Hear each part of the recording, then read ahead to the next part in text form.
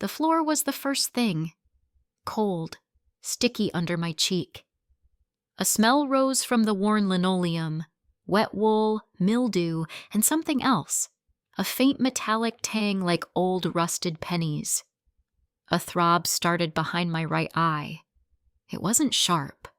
It was a slow, heavy beat, like a fist pounding against a thick door from the inside. 1, 2, 1, 2. With every pulse of pain, the dim room swam into a slightly sharper focus. I pushed myself up. My palm slid on something tacky, and I pulled it back with a grimace. I didn't look. My eyes did a slow, painful crawl across my surroundings. A single bed, the sheets a battlefield of twists and knots. A wooden chair, stark and solitary in the corner. A window, framed by the darkness outside, where rain fell in silent, weeping streaks.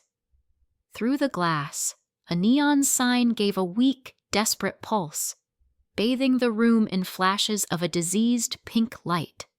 S. Dust. Mo. In. The letters blinked, pieces of a word I didn't know. My clothes were heavy, damp.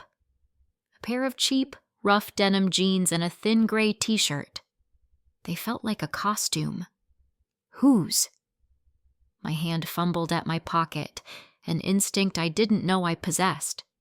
It found something small, hard, and cold. I pulled it out. A key, plain brass, attached to a cracked red plastic tag. The number 7 was stamped into it, deep and certain. I lifted my head, the movement sending a fresh wave of pain through my skull, and looked at the door. A faded, peeling 7 was painted there. So, this is my room. My head was spinning with a series of questions. How can this be? Where am I? What happened? The throbbing in my skull answered with a new, sharper spike of agony. Reflexively, I reached up and pressed my fingers against the source of the pain. My fingertips met a tender, swollen lump just above my temple. Under them, the rough, scratchy texture of gauze. A bandage. An accident. The thought didn't form. It simply arrived, a solid piece of wreckage washing ashore in the vast, empty ocean of my mind. There was an accident. I checked my other pockets. In the left, my fingers closed around a piece of paper, folded into a tight, dense square. I worked it open with clumsy, trembling hands. It was a map. Drawn by hand, the black ink bled in places, blurring the lines. A crude representation of a highway, a small rectangle labeled Stardust, and a single heavy X marked just outside the rectangle icon. The paper felt wrong. Too thick. Too supple. It had a texture like old leather. I ran my thumb over its surface. A shiver ran down my spine. It felt organic. Something was tight around my wrist. I looked down. A white plastic band, cinched close to my skin. The kind they use in hospitals. There was text, printed in stark black letters. John Doe. Below it, a long string of numbers. John Doe. Is that me? The name was a hollow sound in my head. It meant nothing.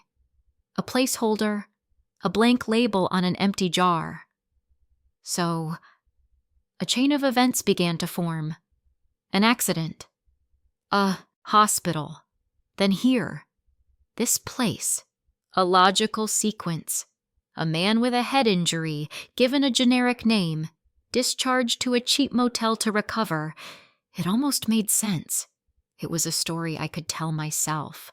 But a cold feeling deep in my gut told me the story was a lie. Something was wrong here. The air itself felt heavy, charged. My muscles tensed up. I had to stand. My hands found the edge of the saggy, stained mattress, and I used it to haul myself to my feet. The room swayed, the pink light of the sign smearing across my vision.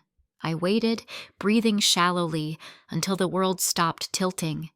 My legs felt like stilts, unsteady and foreign. Walking step by step, I made my way to the window.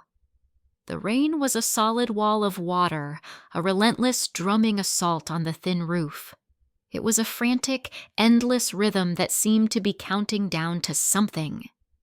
Far out on the highway, the headlights of a semi-truck sliced through the downpour.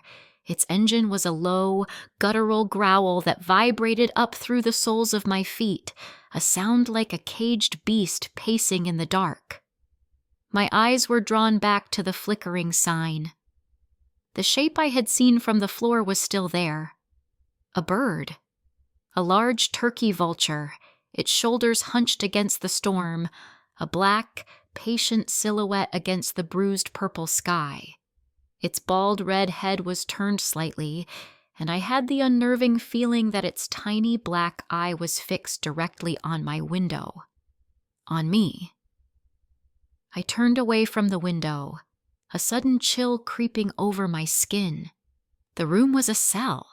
The wallpaper, a sickly yellow, peeled away from the drywall in long, curling strips, revealing dark, spreading stains beneath them. They looked like maps of countries that had sunk into the sea. My eyes traced the jagged coastlines, desperate to find some pattern, some meaning that wasn't there. What came before the accident? I tried to look back, to find a single image, a single sound from before. Nothing. My mind was a smooth, blank wall. No face of a loved one. No memory of a home. No sense of a life lived. There was only this room, this key, this name that wasn't a name. And the map. This strange, unsettling map. I needed water. My throat was dry, raw. I needed to see my face. Maybe seeing myself would unlock something. A flicker of recognition. Anything. The bathroom door groaned on protesting hinges as I pushed it open. The light inside was a single, naked bulb hanging from a frayed cord. It emitted a low, constant buzz, the sound of a fly slowly dying. It cast long, dancing shadows that made the small room seem to move. The mirror above the stained porcelain sink was clouded with grime and years of condensed steam. A network of fine cracks spread from the top right corner, a perfect crystalline spider's web. I leaned forward, my hands gripping the cold, chipped edges of the sink. They were shaking. I forced them still. I turned the tap. A violent sputter of rust-colored water coughed out, then it ran clear and cold. I cupped my hands, the water shockingly cold against my skin, and brought it to my lips. It tasted of iron and damp earth. I splashed it on my face, the sudden shock a welcome anchor in the swirling chaos of my thoughts. Then I looked up. I met my own eyes in the filthy mirror.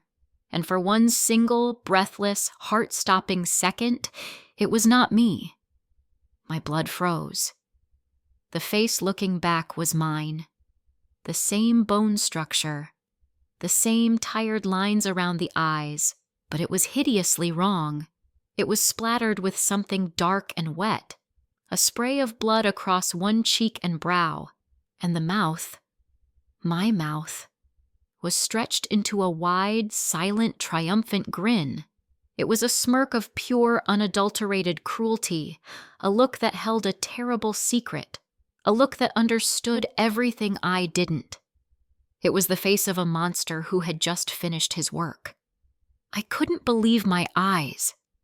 I stood rooted to the spot.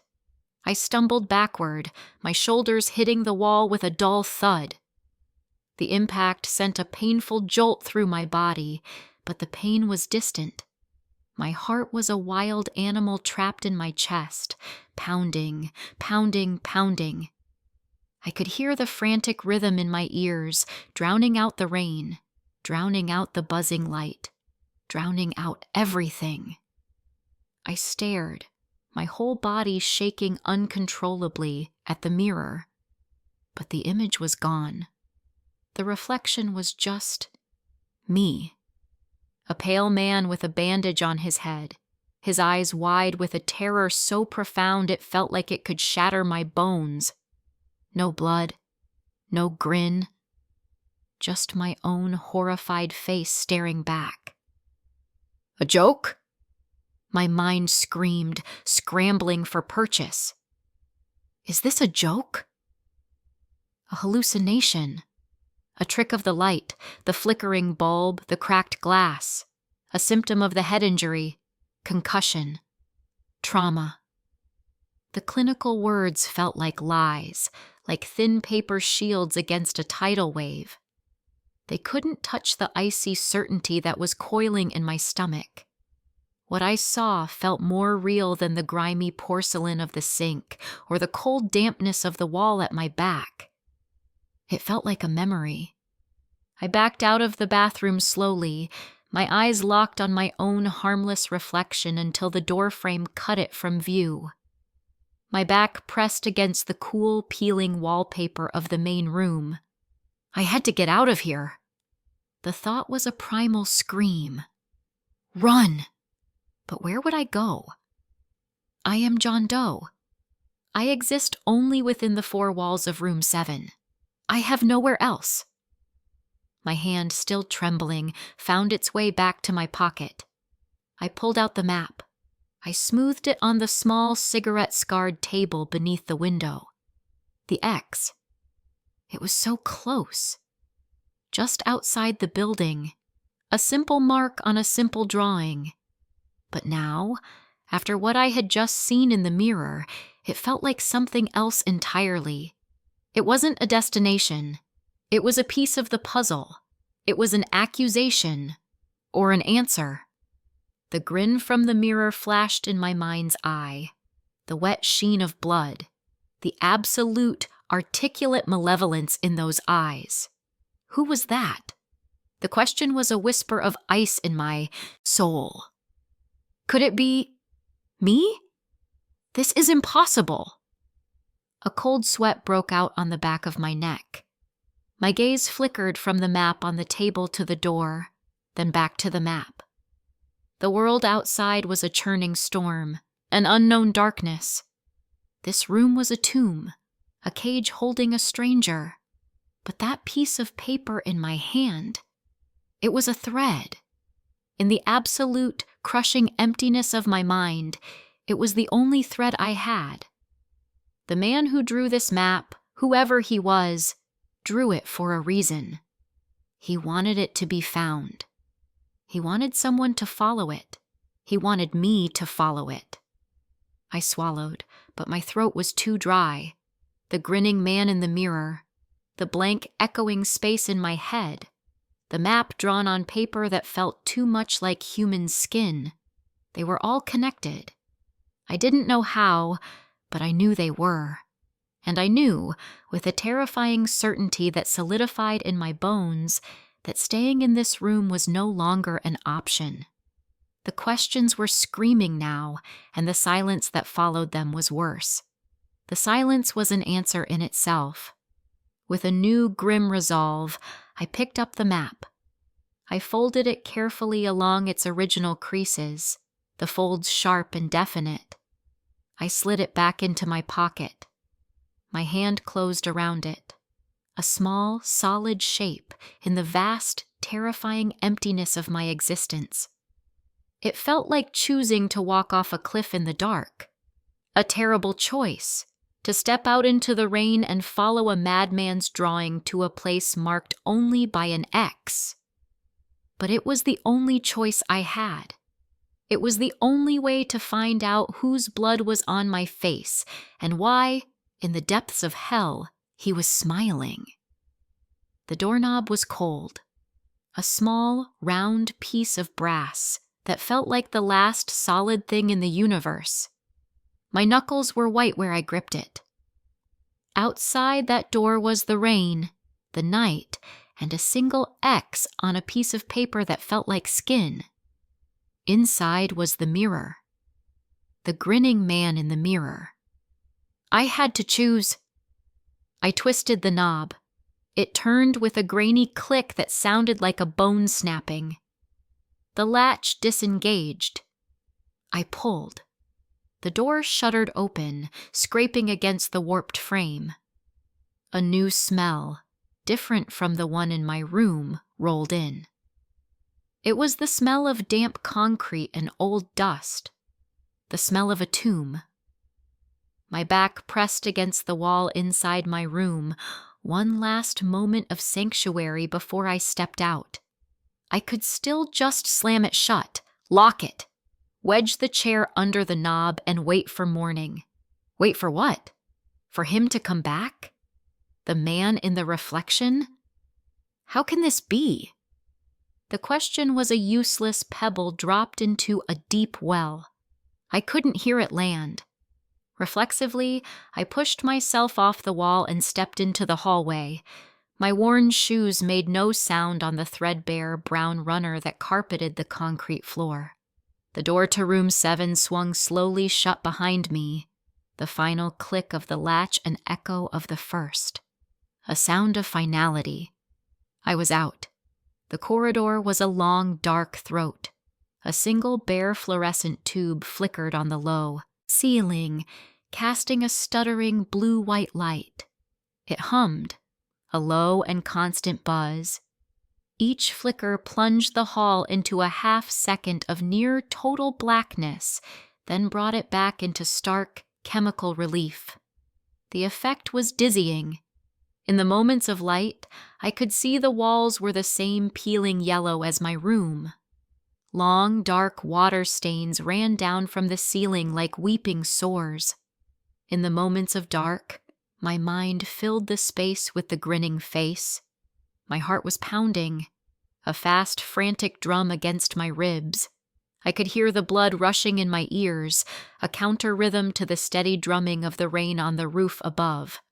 I started walking, step by step, moving cautiously, trying not to make a sound. The runner was damp under my feet. It squelched faintly with each step. Where was I going? The map was a clue for later, for the X. First, I needed a person, a real person. Someone who wasn't a reflection in a mirror. Someone who could tell me anything. The office, a place with a light on. The hallway stretched on. Doors, all closed, lined the left side. 6, 5, 4. Through the thin wood of the door to room 6, I heard a sound, a noise that made me stop. My whole body froze. It was a scrape, a rhythmic, wet scraping sound. Scrape. Pause. Scrape. It was slow and deliberate, like someone dragging something heavy or sharpening something on a wet stone. A cold sweat broke out on the back of my neck. I held my breath and listened. The sound continued, methodical and unhurried. It didn't belong here. It was a sound from a slaughterhouse, not a motel. I forced my legs to move again, hurrying past room 6, my eyes fixed on the faint, welcoming rectangle of light at the far end of the corridor. It was a small window cut into a door labeled office. The air grew colder as I approached. The scraping sound from room 6 faded, replaced by the ever-present hum of the hallway light and the drumming rain. I reached the door and pushed it open. The office was a small, cramped box. The same worn linoleum as my room covered the floor. The air was thick with the scent of stale cigarette smoke and pine sol. A long formica counter, its surface crazed with a million tiny cracks, separated me from the back wall. Behind the counter, a man sat on a stool. He was old, maybe late 60s. Thin gray hair was plastered to his scalp. His face was a landscape of deep lines, his skin the color of old parchment. He was hunched over the counter, polishing a small patch of the formica with a dirty gray rag. His hand moved back and forth, back and forth. His knuckles were bone white. He didn't look up when I came in. He didn't acknowledge my presence at all. I stood there for a moment. The only sounds were the rain, the buzz of another fluorescent light overhead, and the soft, abrasive whisk of his rag on the counter. Whisk, whisk, whisk. "Hello?" My own voice startled me. It was thin, unsteady. The man didn't stop polishing. He didn't look up. He said one word. His voice a low, gravelly rasp, like stones grinding together. "Rain." I waited. He said nothing else. His entire world was that single circular motion on the countertop. I think there's been a mistake," I began, my voice gaining a desperate edge. "I'm in room 7. I woke up. I don't remember checking in. I have this—" I fumbled in my pocket for the hospital wristband to show him the name. John Doe. To ask him who put it on me, who brought me here. Before my fingers could close on the plastic, his hand stopped moving. The whisking sound ceased. In the new silence, the rain sounded louder, more violent. He still didn't look at me. His gaze was fixed on the counter. His free hand reached under the counter, and I saw his muscles tense up. He brought up a key, a brass key attached to a cracked red plastic tag. The number 7 was stamped into it. He slid it across the counter. It glided over the worn surface and stopped a few inches from my hand. It was an exact duplicate of the key already in my pocket. My blood froze. I stared at the key, then at the man. His head was still bowed. His face was hidden in shadow. How? How did he know? I hadn't said my room number. I hadn't even finished my sentence. This is impossible. "Key," he rasped, the word a puff of dead air. My head was spinning with a series of questions. Who are you? How did you know? What is this place? The words were all there. A frantic crowd jammed at the exit of my throat, but none of them could get out. My throat was dry. I stood rooted to the spot, my mind blank. The situation was so far outside of reason that I had no response for it. It was a checkmate I didn't see coming. The man resumed his polishing. Whisk, whisk, whisk. The sound was maddening. It was the sound of a clock ticking down. He was dismissing me. The conversation was over. There would be no answers here. I felt a chill that had nothing to do with the damp air. It was a profound sense of being outmaneuvered by a game I didn't even know I was playing. Who is behind all this? Without a word, I turned away from the counter. I couldn't look at the key he had offered me. I couldn't touch it. I walked towards the door, my legs stiff. As I reached for the handle, I felt it. A prickling sensation on the back of my neck. A weight. He was watching me. I knew it as surely as I knew my own name was a lie. He had not moved his head, not once, but I could feel his eyes on me. A heavy physical pressure. It was a cold, assessing gaze. A gaze that knew things. A gaze that had been waiting. My hand trembled as I pulled the door open. I stepped out of the office, not into the dim hallway, but onto a small covered porch that faced the parking lot. The storm was a roaring, living thing out here. Rain hammered on the thin metal awning above, a deafening cacophony. The wind whipped sheets of water across the cracked asphalt. My eyes were drawn upward, past the rain, to the source of the pink light, the stardust sign. It flickered erratically, buzzing and sputtering, a dying star, and on top of it, the silhouette was still there. The vulture. But it had moved. I stared. I couldn't believe my eyes. Before, when I saw it from my window, it was hunched, facing away, a dark lump against the sky. Now, it had turned. Its entire body had rotated on the metal frame of the sign. It was facing the motel. It was facing me. Its bald red head was cocked slightly to one side. A flash of lightning bleached the world white for a second, and in that stark, brilliant light, I saw it clearly. Its head was a skull, raw and featherless, and its eye. A single black, unblinking eye. A tiny, patient void that was fixed directly on me. It wasn't just a bird seeking shelter from a storm. It was a sentinel. It was a watcher. The lightning faded, plunging the world back into the lurid pink glow of the sign. The image of that black eye was burned into my vision. The man in the office, with his impossible knowledge and silent stare. The rhythmic scraping from room 6. The grinning monster in the mirror. And now this patient, unblinking observer. They were all connected. A web of unseen threads, and I was the fly struggling at its center. The feeling was no longer just a suspicion. It was a certainty. I was not just lost. I was being hunted. The map in my pocket, the one with the X marked just a few yards from where I stood, suddenly felt heavy. It wasn't a path to answers. It was a lure. It was bait. And whatever was waiting had just watched me take it. My heart pounded in my chest, a frantic plea against my ribs.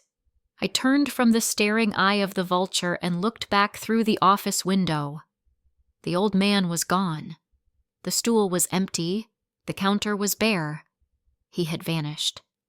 There was absolutely no one. Vanished. The stool was empty. The counter was bare, wiped clean of everything but the faint swirling marks from his rag. There was absolutely no one. My blood froze. A hollow space opened up in my chest. I took a step back, my heel bumping the door frame. The world outside the office window was a chaos of wind and water, but inside, a new kind of storm was brewing in my head. He was here, and then he was not. Like smoke, like a bad dream. How can this be?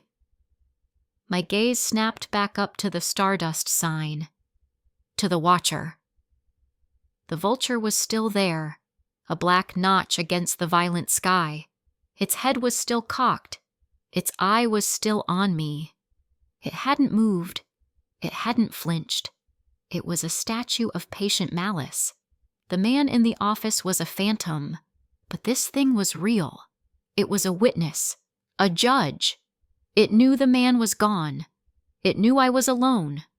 My heart was pounding a frantic rhythm against my ribs. I had to move. Standing here, exposed on this porch, I felt like a target in a shooting gallery. The man, the vulture, the scraping in room 6. They were all pieces of a puzzle I couldn't see, but I had one piece in my hand. My fingers trembled as I reached into my damp pocket. They brushed against the cold metal of the room key, then closed around the folded paper. The map. I pulled it out. The rain had made the air heavy and wet, and the parchment felt slick, almost alive. It was thicker than paper, with a strange, fibrous texture that made my skin crawl. I unfolded it under the sputtering pink light of the sign. The ink, a dark, rusty brown, hadn't run. The lines were sharp, precise. The single large X dominated the crude drawing of the motel and the parking lot. I held it up, trying to orient myself. The porch I stood on, the office door, the rectangular shape of the lot. I traced the line from my current position to the X. It wasn't far. It wasn't in the woods or down the highway. It was here, in the parking lot, tucked away in the far corner near a thick stand of skeletal-looking pine trees that bordered the property. My throat was dry. This was a lure. I knew it. Every instinct screamed it. The man at the counter, a ghost who knew my room number without being told, hadn't given me answers. He'd given me a duplicate key, a silent confirmation, a push. Go on. Follow the path we laid for you. The vulture watched from its perch, a silent overseer. Something was waiting for me at that X. But what choice did I have? Go back to room 7? Back to the grinning man in the mirror? Back to the sound of scraping through the wall? No. That was a cage. This map, this bait, was the only way forward. It was a path into the darkness, but at least it was a path. I stuffed the map back into my pocket and took a deep breath of rain-laced air. It tasted of wet asphalt and decay. I stepped off the porch. The ground gave way to gravel, which crunched loudly under my shoes. The noise was a betrayal in the roar of the storm. I froze, listening. Only the wind. Only the rain. I started moving, not walking, but stalking across the lot. My back pressed against the wall of the motel, using the minimal overhang of the roof as cover. The asphalt was a black mirror, reflecting the stuttering pink light of the sign in shimmering, distorted puddles. Each step was a risk.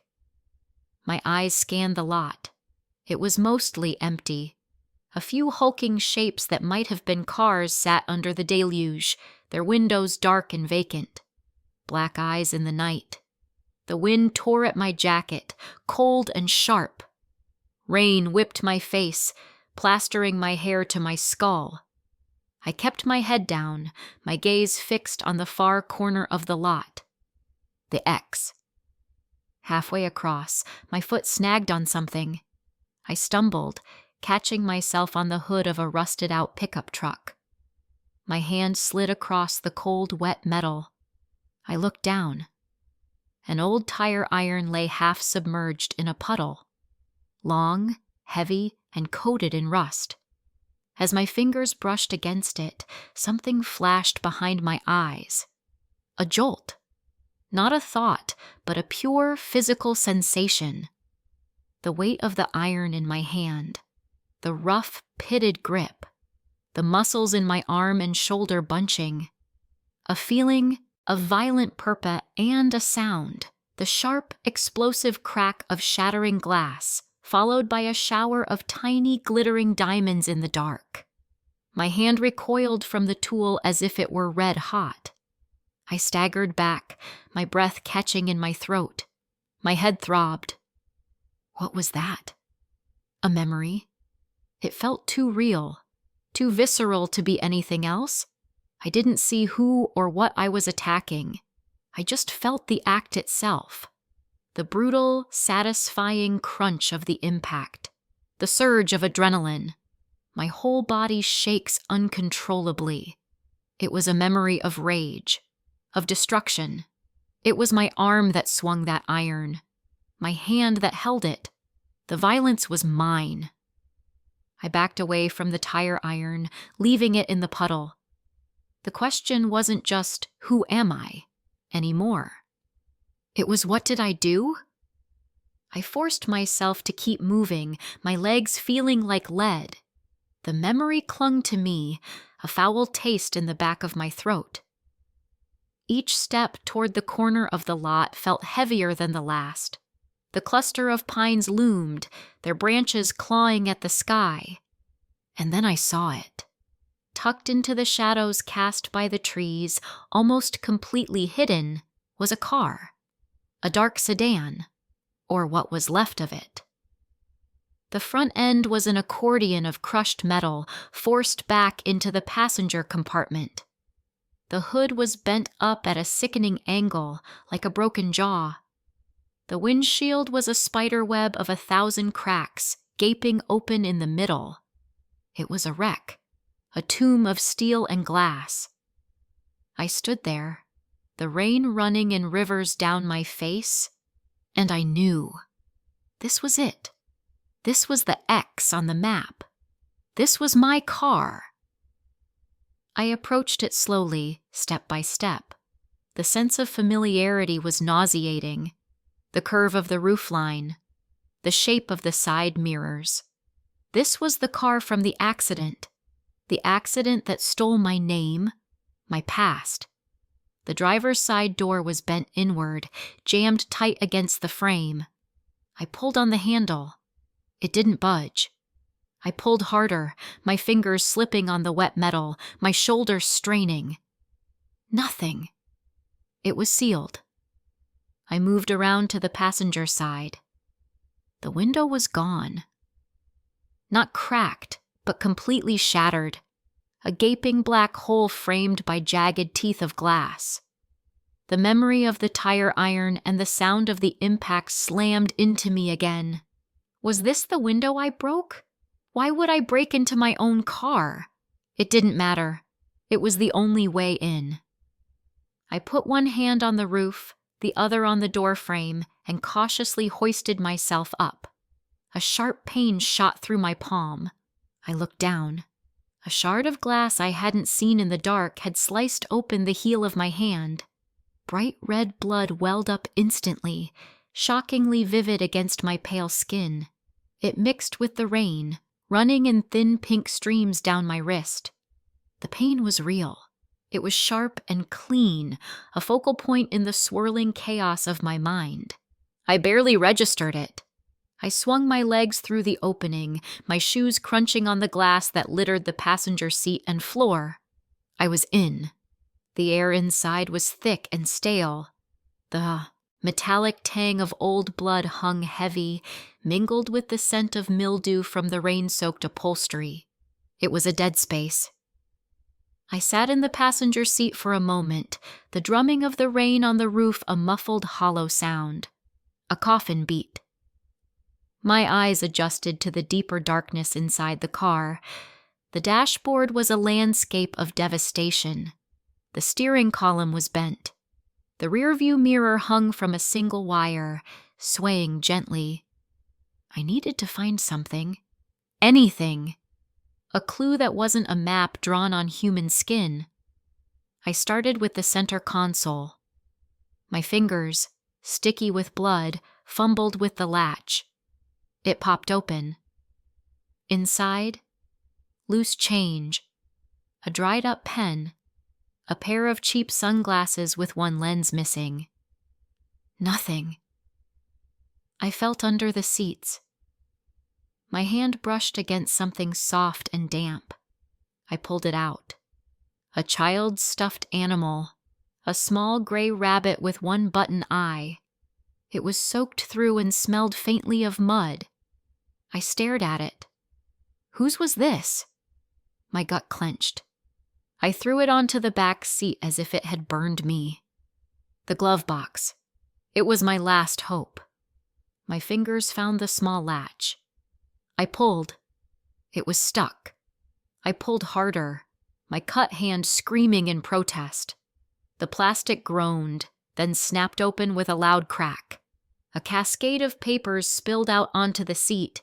Insurance documents, the owner's manual, a folded-up fast food wrapper.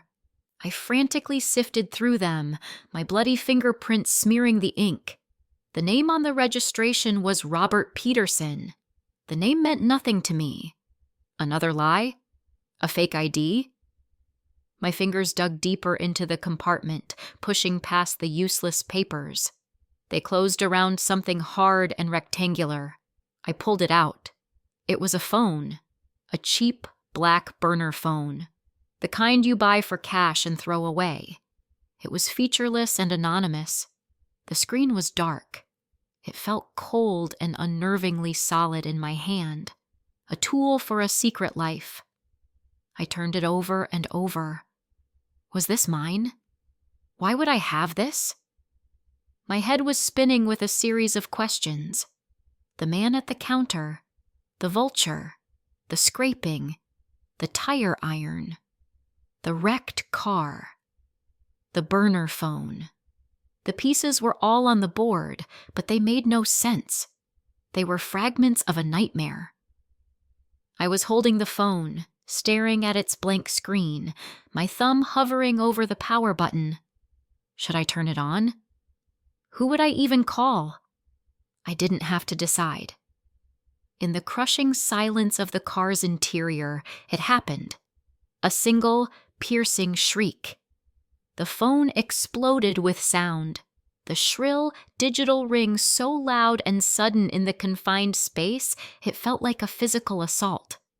My heart leaped into my throat. I jumped, fumbling the device, almost dropping it on the glass-strewn floor. I caught it, my hand shaking violently. The screen lit up, bathing the dark interior in a ghostly green glow. Unknown number pulsed on the small display. My whole body froze. It was ringing. It was ringing for me. Someone knew I was here. Someone knew I would find this phone. The bait wasn't the map. It was this call. The shrill ringing continued, a needle of sound drilling into my brain. Ring, ring, ring. It was an imperative. A summons. My mind went blank. All the questions, all the fear, collapsed into a single point of terrible focus. That ringing phone.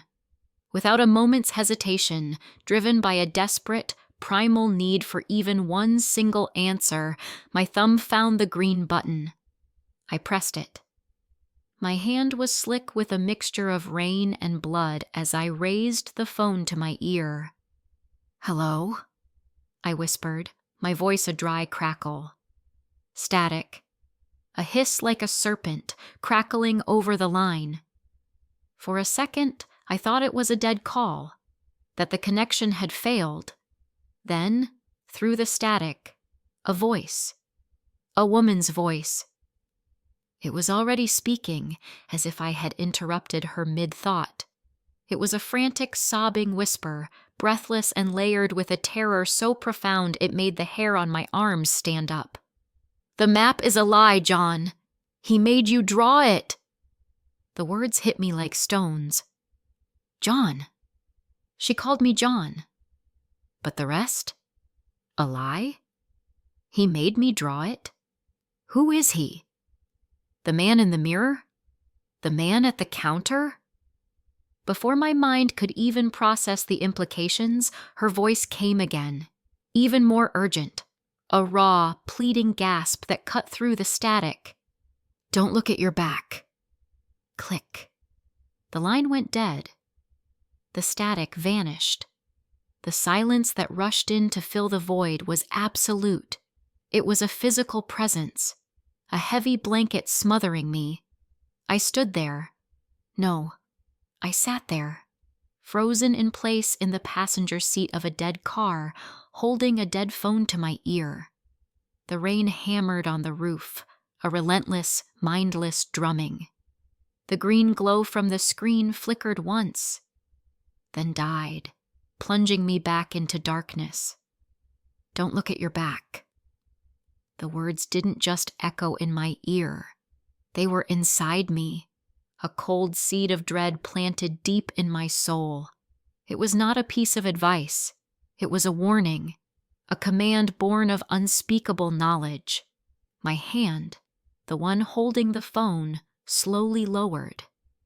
I stared into the blackness of the car, but I wasn't seeing the cracked dashboard or the broken glass. I was seeing an empty space, a part of my own body that I couldn't see. A canvas I never knew existed, and I felt a sudden, itching sensation between my shoulder blades, a phantom touch, as if a spectral finger was tracing a line I was forbidden to look at. The click of the dead line was a gunshot in the tomb of the car. Silence slammed back in, a physical weight. My hand, still holding the phone to my ear, began to shake uncontrollably. The plastic felt slick with my blood and the rain. John.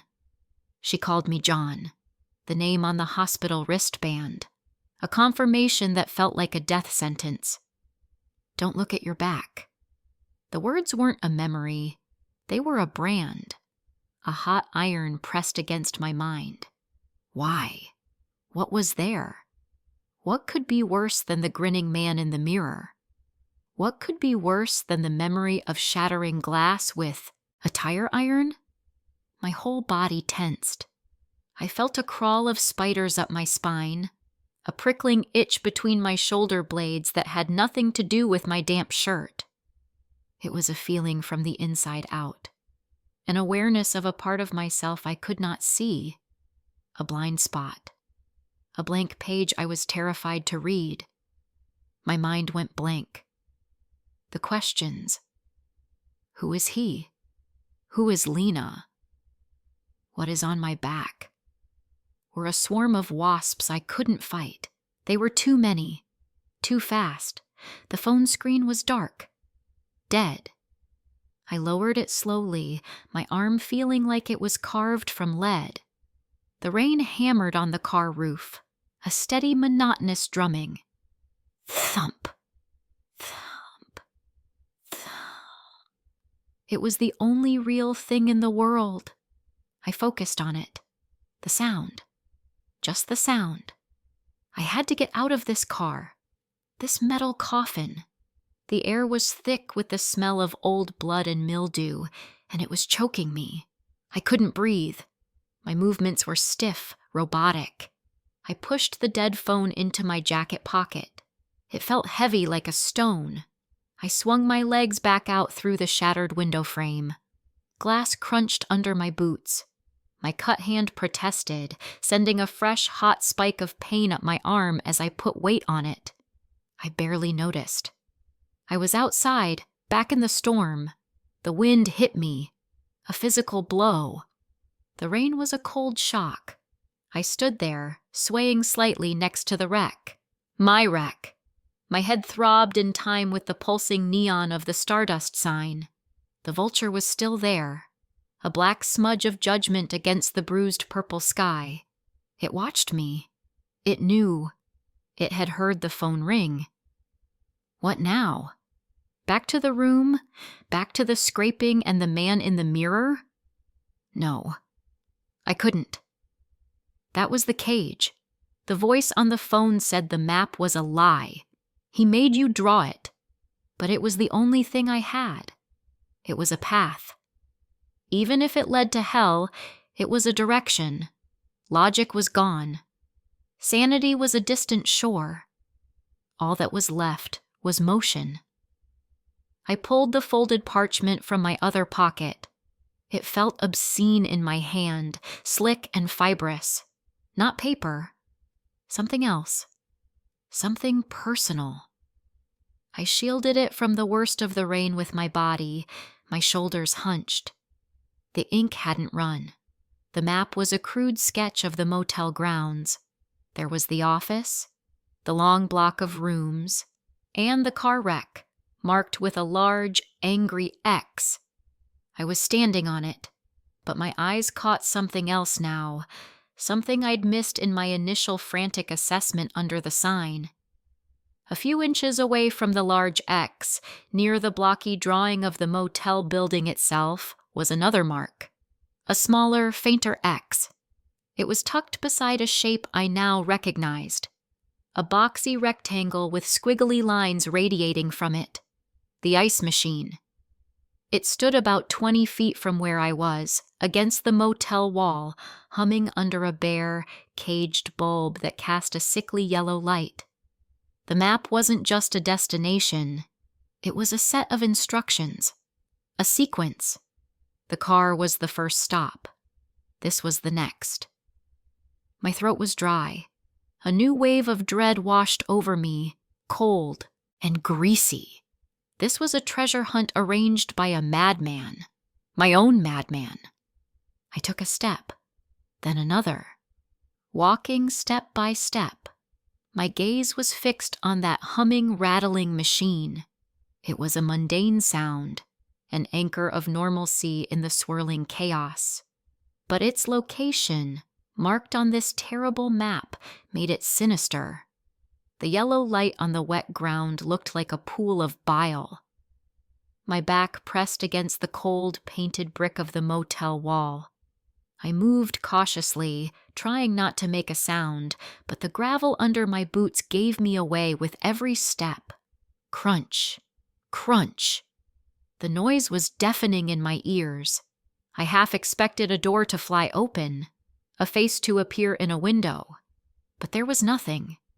Just the empty black eyes of the other room doors.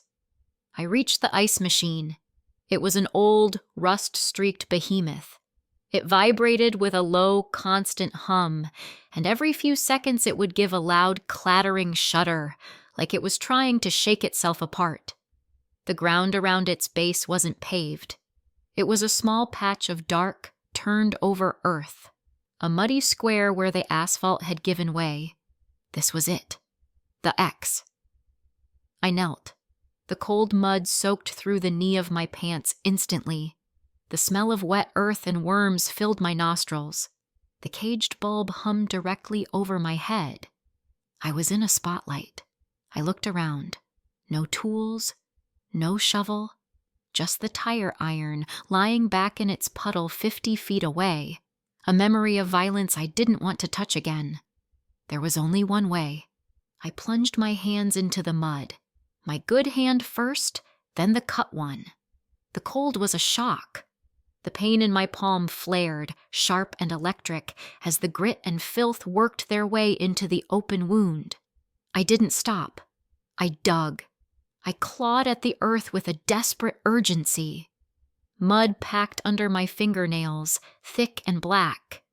The feeling was primal, disgusting, and sickeningly familiar. The scraping, tearing motion, the yielding of the earth. It felt practiced. My whole body shakes uncontrollably. What am I? A man? Or some animal that burrows in the dark? I dug deeper. My nails scraped against something hard. A rock. I pulled it out, my fingers raw, and tossed it aside. I kept digging. My breath came in ragged gasps. The rain ran down my neck and back. The hum of the machine was a mantra in my ears. Hum, clatter, hum, clatter. Then my fingertips brushed against something else. Not a rock. It was flat, metallic. It had straight edges. My heart was pounding. I frantically scraped the mud away from it, my bloody fingers smearing brown streaks across the surface. A box. A small metal box, dark with rust. It was about the size of a shoebox for a child's shoes. The corners were dented, the surface pitted and corroded. I worked my fingers under it, the metal cold and rough. I pulled. It was suctioned in the mud. I braced myself and heaved, my muscles straining. It came free with a thick, sucking sound. I fell back on the wet ground, holding the box to my chest. It was heavy, heavier than it should be. I sat there for a moment, in the mud and the rain, breathing hard.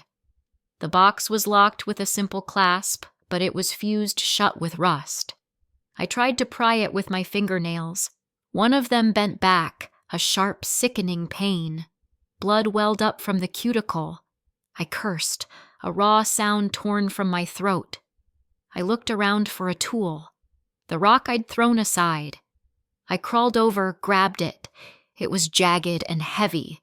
I placed the tip of the rock into the seam of the box and hammered it with the palm of my good hand. Once. Twice. The shock vibrated up my arm. On the third strike, the rusted metal clasp screamed and snapped. The lid popped open a fraction of an inch. I dropped the rock. My hands trembled as I lifted the lid. It creaked open, groaning in protest. The smell hit me first. Stale air. the dry, dusty scent of old paper and something else, something faintly sweet and decayed, like old flowers. I looked inside. My mind braced for horror, for a weapon, for bones, for something monstrous, stalled. It was almost empty. There was no treasure. There was only one thing, lying on a bed of what looked like dried leaves and dirt. A photograph. A faded, square photograph, the kind they take at school on picture day. The colors were washed out, the corners soft and curled. I reached in with 2 fingers, my hand shaking so badly I could barely grasp it. I lifted it out. It was a picture of a little girl, maybe 7, 8 years old. She had a mop of brown hair held back with a bright yellow clip. She wore a blue dress with a white collar. She had a gap-toothed grin, a space where one of her front teeth should be. A normal, happy kid. I turned it over. Scrawled on the back in faint, loopy pencil was a single word. Daisy. I turned it back over. Daisy. I stared at her face, at that wide, happy smile. But the longer I looked, the more something felt wrong. Terribly wrong. It was her eyes. The flash from the camera had caught them just so. They weren't smiling. They were wide. Too wide. There was no light in them, no childlike joy. They were dark pools of sheer animal terror. It was the face of a child looking not at a camera, but at a monster. Her smile was a mask, a desperate, silent plea. My blood froze. As my brain registered the stark, horrifying disconnect between her smile and her eyes, it happened. A flash. A split-second image seared onto the back of my eyelids, more real than the rainy night around me. It wasn't a thought. It was a memory fragment, raw and unfiltered. A small hand, a child's hand, lying palm up on a dark, wooden floor. It was pale, and it was covered in blood. I gasped, dropping the photograph. It landed face down in the mud. The image in my head vanished, leaving a searing after-image of red on white. My heart hammered against my ribs, a wild bird trapped in a cage. Chills down the spine. Cold sweat broke out on the back of my neck. Daisy. The bloody hand. What is this? What did I do? And in that precise moment of dawning, soul-shattering horror, a new sound cut through the rain and the humming of the ice machine. It came from the wall right beside me, from the other side, from room 6. Scrape. A low, wet, dragging sound. Scrape. Scrape. It was rhythmic, calculated, the sound of something heavy and wet being dragged across a rough floor. It was the sound I'd heard before, through the thin wall of my own room. But it was different now. It wasn't muffled by distance. It was right here, inches away, louder, closer. It knew I had found the box. It knew I had seen her face. Scrape. The sound was an answer, a confirmation, and a threat. The sound was a razor blade drawn across my nerves. Scrape.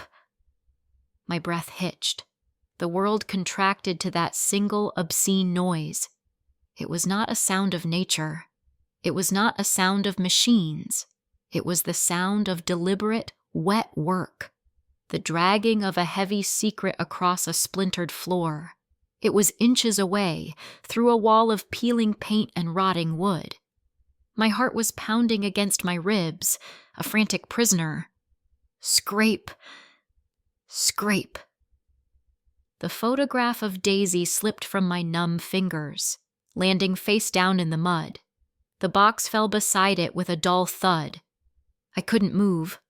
I was frozen in place, a statue of terror kneeling in the rain, lit by the sickly yellow glow of the ice machine. My mind went blank. The questions, the memories, the face in the mirror, all vaporized by that sound. It was the only thing in the universe. A sound that knew me. A sound that was waiting for me. My whole body shakes uncontrollably. It was an answer. It knew I had the box. It knew I saw her eyes. This was its reply. I had to move. The thought was a lightning strike. I scrambled backward, crab-walking through the mud, my hands sinking into the filth. I snatched the box. My bloody fingers fumbled for the photograph, smearing mud across Daisy's name. I got to my feet, slipping on the wet gravel. My legs were weak, barely holding me up. The 20 feet back to the door of room 7 felt like a mile across a battlefield. Every step was a gamble. The scraping stopped. The sudden absence of the noise was worse, much worse. It was listening now, holding its breath on the other side of the wall, waiting for me to make a mistake. I could feel it. I could feel its attention like a physical pressure on my skin. My back pressed against the wall, the cold brick a miserable comfort. I moved cautiously, trying not to make a sound, my boots grinding on loose stones. The noise was like cannon fire. The vulture on the Stardust sign hadn't moved. Its head was tilted, its black bead of an eye fixed on me. It saw the box. It saw the fear. It was a patient spectator to my unraveling. I reached the door. Room 7. My key. It was in my pocket, the same pocket as the dead phone.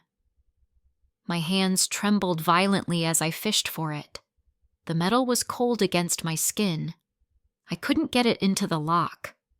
My fingers were slick with rain, and blood and mud. The key slipped. I fumbled, caught it, tried again. The scraping sound in my memory was a constant loop, a maddening rhythm. Scrape, scrape. The key slid into the lock. The click of the tumblers turning was the loudest sound I had ever heard. I pushed the door open, stumbled inside, and slammed it shut behind me. I didn't just turn the lock. I threw the deadbolt and fumbled with the chain, hooking it into its slot with shaking hands. The metallic rattle was a thin shield against the night. I leaned back against the wood, my chest heaving. I could hear my heart pounding in my chest. The air in the room was thick with the scent of mildew and stale cigarettes. The single lamp cast long, distorted shadows. I was safe. For a second. A single, fleeting second. Then I looked down. I had tracked mud and water all over the thin, stained carpet. The rusty box was clutched in my hand. In my other, the muddy photograph. I was bringing the horror inside with me. There was no escape. I put the box on the small round table. I wiped the photograph as best I could on my wet jeans and placed it beside the box. Daisy's face stared up at me. That terrible, screaming smile. Those wide, dark eyes full of a truth I couldn't bear to know. A small hand, pale and bloody. The image flashed again behind my eyes. I squeezed them shut, but it was burned there. What did I do? What did I do? My head was spinning with a series of questions. Who was she? Why was her picture in a buried box? Why did her eyes look like that? The scraping noise from room 6. What is this all about? I needed a drink. I needed to think. But thinking was the enemy. Thinking led back to the man in the mirror, to the tire iron, to Daisy's eyes. I paced the small room, a caged animal. 3 steps to the window, 3 steps back to the door. The rain lashed against the glass. The neon sign buzzed. The world was a pressure cooker, and I was trapped inside. I felt as if an invisible hand is squeezing me. I stopped in front of the bathroom door. I didn't want to look. I was terrified of what I might see in the mirror. Him, the other John.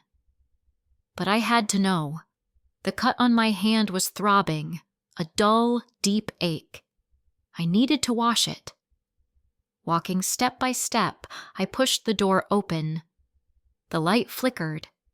The mirror was grimy, streaked with something I didn't want to identify. I held my breath and looked. It was just me. My face. Pale. Haggard. A dark gash on my forehead. My eyes were wild. There was dirt on my cheek. I looked like a man who had crawled out of a grave. But it was my face. My reflection mimicked my movements perfectly as I leaned closer. There was no grin, no blood, just fear. I turned on the tap. Rusty water coughed out before running a pale, sickly brown. I stuck my cut hand under the stream, hissing as the water hit the raw flesh. I watched the blood and mud swirl down the drain, a dark cloud disappearing into the plumbing of this forgotten place. That's when it happened. Knock, knock, knock. The sound was sharp, hard, official. It came from the main door. I froze. My whole body went rigid. The water kept running. The neon sign kept humming. But all of existence had collapsed into those three concussive sounds. My heart skipped a beat. It wasn't the scraping. It wasn't some shambling thing from next door. This was deliberate. Human. Who?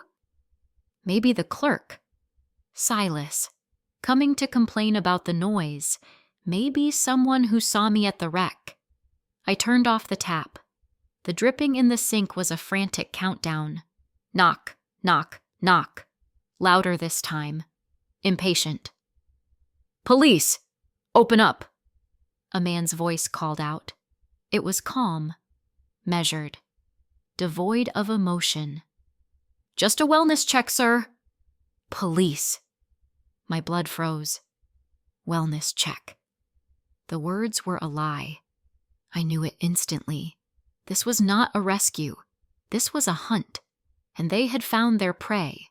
I stood rooted to the spot in the bathroom doorway, paralyzed. My mind raced. What do I do? What do I say? The box. The photo. They were on the table in plain sight. Reflexively, I rushed straight towards them. Hurrying, I grabbed the box and the photo and shoved them under the lumpy mattress of the unmade bed. The springs groaned in protest. I smoothed the cheap bedspread, my hands shaking. It was a clumsy hiding place, an obvious one. Sir, you in there? We had a report of an accident. I had to answer. Silence was an admission of guilt. I took a deep breath that did nothing to calm me. My throat is dry. I walked to the door, my feet feeling like lead weights.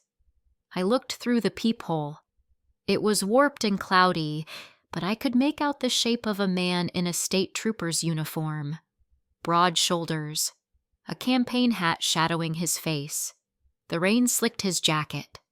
I unhooked the chain. The sound was a small metallic sigh of surrender. I turned the deadbolt.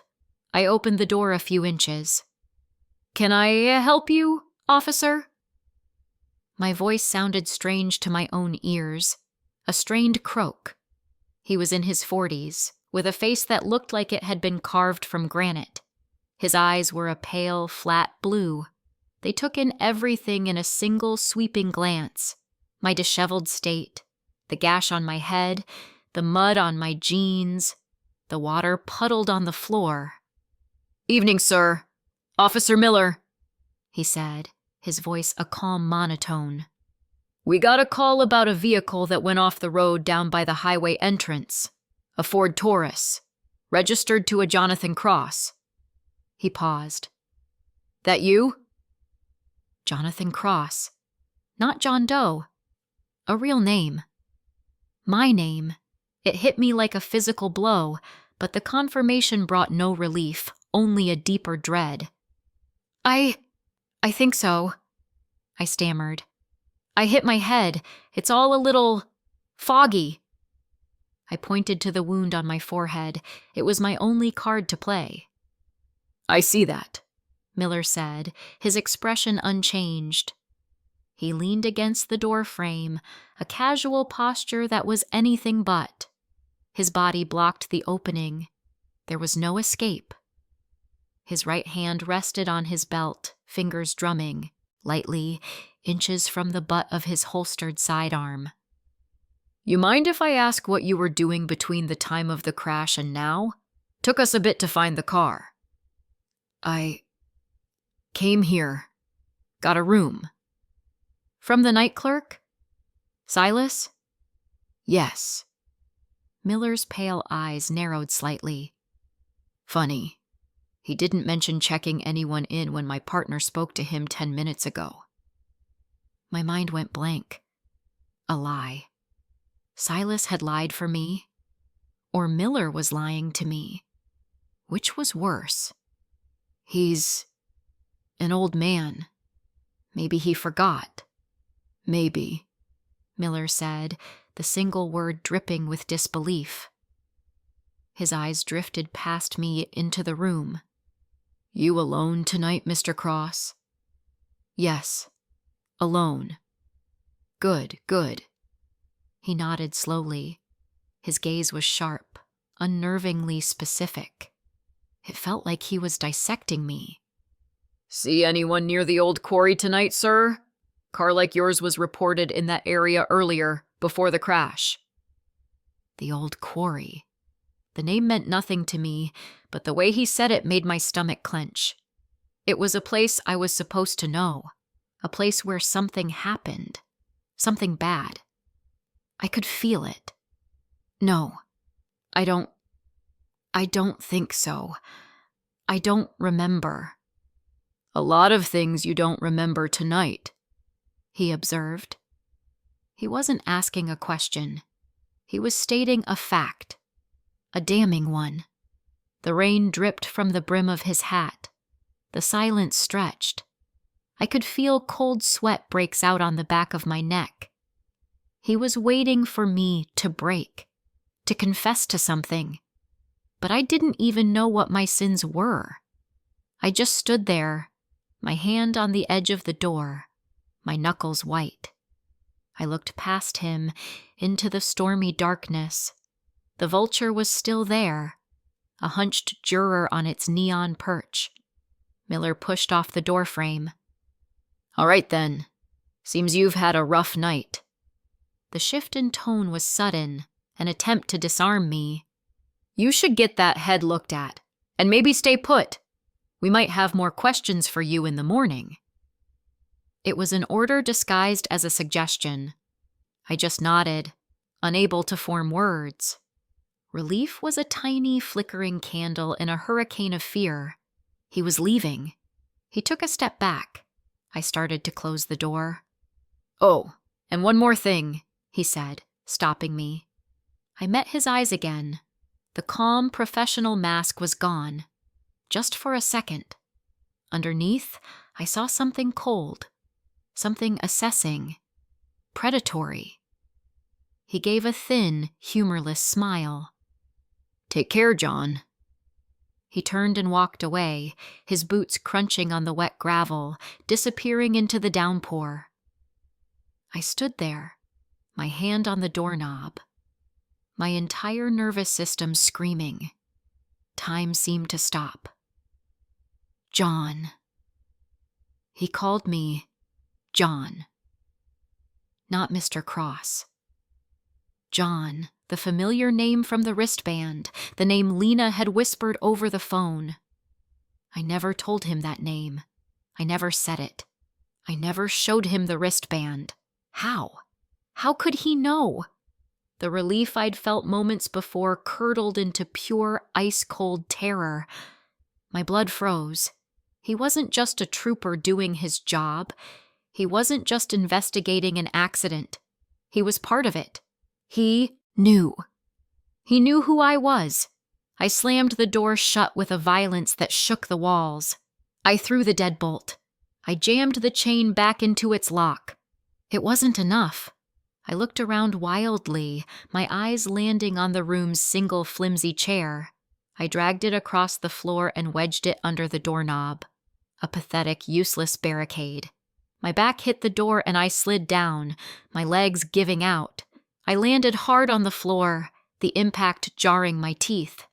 I sat there, in the dark and the filth I had brought in with me, gasping for air. The room was a tomb. The door was sealed. But the monster wasn't outside. It was in here. It was Miller's knowing gaze. It was the scraping from next door. It was the grinning man in the mirror. It was the memory of a small, bloody hand. It was me. I was not the victim of this story. I was the villain, and the hunters were closing in. My hand was still on the doorknob. Cold metal. The door was a thin sheet of wood between me and him, between me and a man who knew my name. John. The word echoed in the small space of my skull. Not Cross. John. He had said it so casually. A final sharpened knife slid between my ribs. He wasn't guessing. He wasn't fishing. He knew. My blood froze. I ripped my hand away from the doorknob as if it were white hot. I slammed the door. The frame shuddered. The sound was a boom that filled the room. The deadbolt. I threw it. A heavy, satisfying thunk. The chain. My fingers trembled, fumbling with the metal. It rattled. A snake's warning before sliding into its groove. My back hit the door hard. I slid down the splintered wood, my legs gone, and landed on the filthy floor. I sat there, gasping, sucking in the stale, damp air. My heart was a frantic drum against my ribs. I could hear my heart pounding in my chest. Trapped. The word was a physical thing. The walls were pressing in. Miller wasn't a cop doing a wellness check. He was a player in this game. What game? What are the rules? Who is behind all this? My eyes scanned the room. The single lamp. The stained bed. The round table. The chair. The chair. Without a moment's hesitation, I scrambled to my feet. Reflexively, I rushed straight towards it. I grabbed the flimsy wooden chair, its legs scraping a screeching protest across the floor. I jammed it under the doorknob. A pathetic defense. A child's shield against the dark. It wouldn't stop anyone. It wouldn't even slow Miller down. But I had to do something. My muscles tense up. The act was all I had. I backed away from the door, step by step, my eyes locked on the useless barricade. I was a cornered animal, the vulture on the sign, Miller's cold, assessing gaze, Silas lying, Lena's voice, Daisy's photo hidden under the mattress. My head is spinning with a series of questions. They weren't questions anymore. They were accusations. Scrape. My whole body went rigid. No. Scrape. Scrape. It was back. The sound from next door, from room 6. But it was different now, not the slow, methodical drag from before. This was faster, louder, a furious, frantic energy behind it, like something was enraged. Enraged that I had been interrupted. Enraged that Miller had come so close. It was a sound of desperate wet work. Something being pulled apart or put back together. My mind went blank. The rhythm was a claw hammering at the inside of my skull. Scrape. Scrape. Scrape. I clapped my hands over my ears, but it was useless. The sound wasn't just in the air, it was in the floor, vibrating up through the soles of my boots. It was in the wall my back was now pressed against. It was inside me. A shiver runs down the spine. I felt as if an invisible hand is squeezing me. Whoever, whatever, was in room 6 knew I was here. It knew I was afraid. This sound was for me. A message. A threat. I had to get away from the wall. I pushed myself off it, stumbling towards the center of the small room. The scraping continued, a relentless assault. I looked wildly around me. The window. The buzzing neon sign cast the room in pulses of red and blue light. The rain streamed down the glass, distorting the world outside into a watery hell. I could see the vulture, a black shape against the lurid glow. Its head was turned directly towards my window now, watching, waiting. My throat is dry. I needed to think, but the sound was shredding my thoughts as they formed. I found myself moving towards the bathroom. I don't know why, maybe just to put another wall between me and that noise. Walking step by step, I pushed the bathroom door open. The light hummed. The tap was still dripping. A slow, steady plink. Plink. Plink. Into the stained basin. It was a counter-rhythm to the frantic scraping next door. I looked up, into the mirror, and time seemed to stop. He was there. The other John. But he wasn't grinning. Not this time. He wasn't splattered with blood. He was just still. I was breathing hard, my chest rising and falling. My hands were shaking. My face in the real world was a mask of terror, but in the mirror, he was calm. Utterly, unnervingly calm. His expression was one of patience, of deep, ancient knowledge. His eyes, my eyes, locked on to me. They held no fear, only a cold, clinical curiosity, and a sliver of something else, a cruel amusement. I stood rooted to the spot. My own body was a statue, but my mind was screaming. He wasn't mimicking me. I took a half step back. He didn't move. I raised a trembling hand. His remained at his side. This is impossible. It was a violation of all logic, a glitch in the fabric of reality unfolding in a grimy motel bathroom. Goosebumps erupted on my arms. The scraping from room 6 seemed to fade into the background, replaced by the humming of the light and the furious pounding of my own blood in my ears. The world contracted to the space between me and the man in the glass. He smiled then. Not a wide, manic grin like before. It was a slow, deliberate curl of the lips. A smirk that said, I know you. I know everything you've forgotten. It was the most terrifying expression I had ever seen. Then he moved. Slowly, his right hand lifted. It was a graceful, unhurried motion. It didn't look like my hand, which was currently clenched into a white-knuckled fist at my side. His hand was steady. His fingers were long and pale. A musician's hand, or a surgeon's. He brought his index finger up to the surface of the mirror. It looked almost transparent, a thing of smoke and shadow, a spectral finger. He began to draw on the grimy glass. He drew a line that curved in on itself, coiling tighter and tighter. A spiral. He drew it with a dreadful precision, his finger leaving a clean, dark track in the film of filth on the mirror's surface. A perfect, hypnotic spiral. The image hit me like a physical blow, a flash of memory, not a story, not a sequence, just a single, searing frame burned into my brain. Dark tree bark, wet with rain. The glint of a knife blade, short and sharp. A hand, my hand, carving this exact shape into the wood. the tearing of the bark, the pale wood underneath, the spiral. I had seen it. I had made it. It was near the wreck, a marker. But for what? My breathing stopped. I stared at the symbol he had drawn.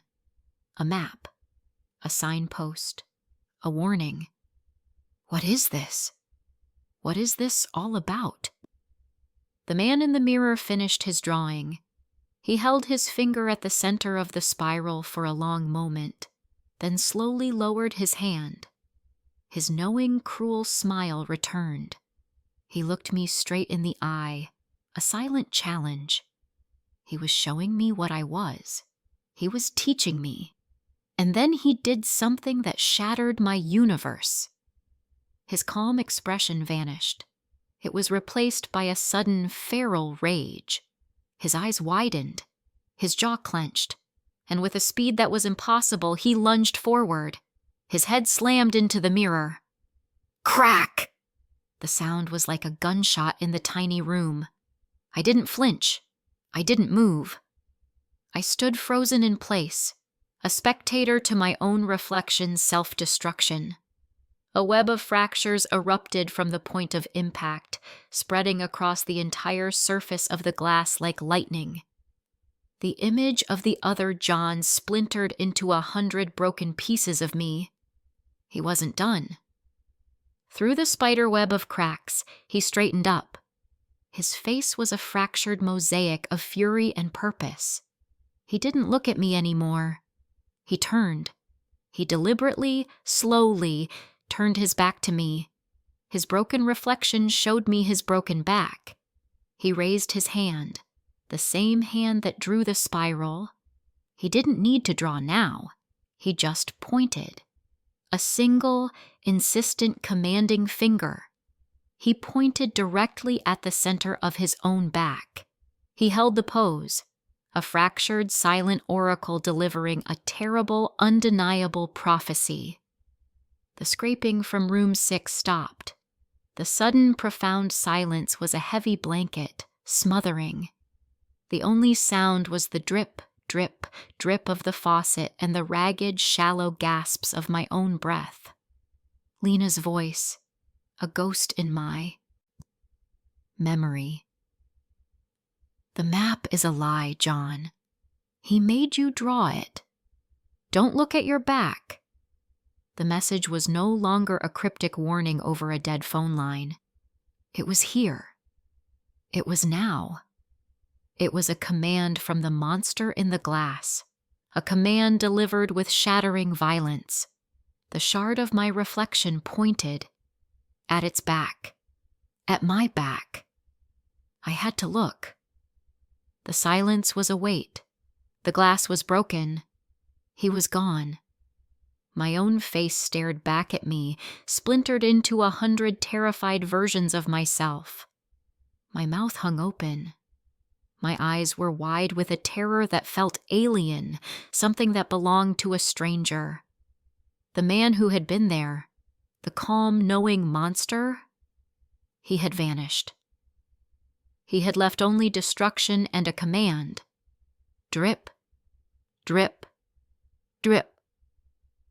The faucet in the sink continued its patient work. It was the only sound in the universe. The frantic scraping from room 6 was gone. The world outside the door, where Officer Miller stood or lurked, was gone. It was all gone. There was only this tiny, humming bathroom, the stink of mildew and rust, the spider web of cracks on the mirror, and the reflection of a man who was no longer sure he was a man at all. My back. Lena's voice, a ghost of static in my memory. Don't look at your back. The reflection's silent, violent scream. His shattered finger pointing at his back. My back. Why? What is this all about? The map in my pocket felt like a lie. A piece of paper with an X near an ice machine. It was a child's game. A breadcrumb trail laid by a fool or for a fool. But this felt different. This felt like a secret written in a language I was never meant to read. A secret the other me, the one in the glass, thought I was finally ready to understand. I took a step back from the sink. The floor tile was cold and gritty under my boots. My heart was pounding. I could hear my heart pounding in my chest, a heavy, wet drum against my ribs. I had to know. The fear of not knowing was suddenly greater than the fear of what I might find. It was a cold, sharp certainty that cut through the fog of my amnesia. My hands went to the hem of my shirt. The fabric was cheap cotton, damp from the rain and my own sweat. It felt stuck to my skin. Reflexively, I pulled it up. The motion sent a jolt of pain through my shoulder, a sharp reminder of the crash. The reason I was here. I gritted my teeth. I had to. I pulled the shirt over my head, grimacing, and threw it onto the floor. It landed in a pathetic, dirty heap. The air in the bathroom was cold. Goosebumps erupted on my arms, on my chest. I felt exposed, vulnerable. My back was to the door, but my eyes were locked on the fractured mirror. I was a blank canvas. A man named John Doe with a hospital band and a head wound. A blank canvas. But for what? I started to turn, slowly. My muscles tense up. Every degree of rotation felt like a decision. The movement was awkward, a painful contortion. My neck protested. My ribs ached. My body didn't want to do this. It was fighting me. It knew. Some deep, primal part of me knew what Lena knew, and it was screaming a silent warning. I twisted my head, trying to see over my own shoulder. The broken mirror showed me nothing but a sliver of my shoulder blade, a patch of pale skin crisscrossed with silver cracks from the broken glass. It was like trying to read a torn page. I needed a better angle. I shuffled my feet, turning my whole body, keeping my head craned back. The pain was a hot wire. I leaned closer to the sink, my bare chest pressing against the cold porcelain edge. The fractured glass distorted my form. I saw a dozen versions of my own eye, all staring. I saw a piece of my ear, a slice of my neck. It was a meaningless collage of me, useless. Frustration surged, hot and acidic. I slammed my fist on the edge of the sink. The porcelain rattled. The sound was small and pathetic in the humming silence. Think. I had to think.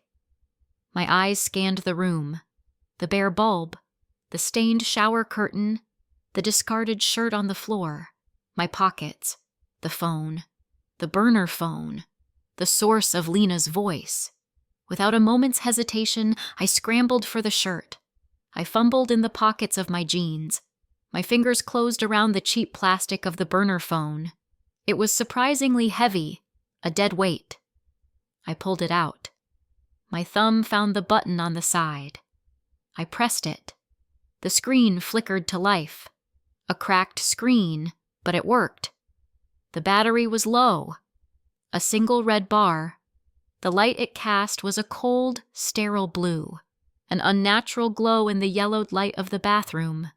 I held the phone up like a torch, a modern man trying to decipher an ancient ruin.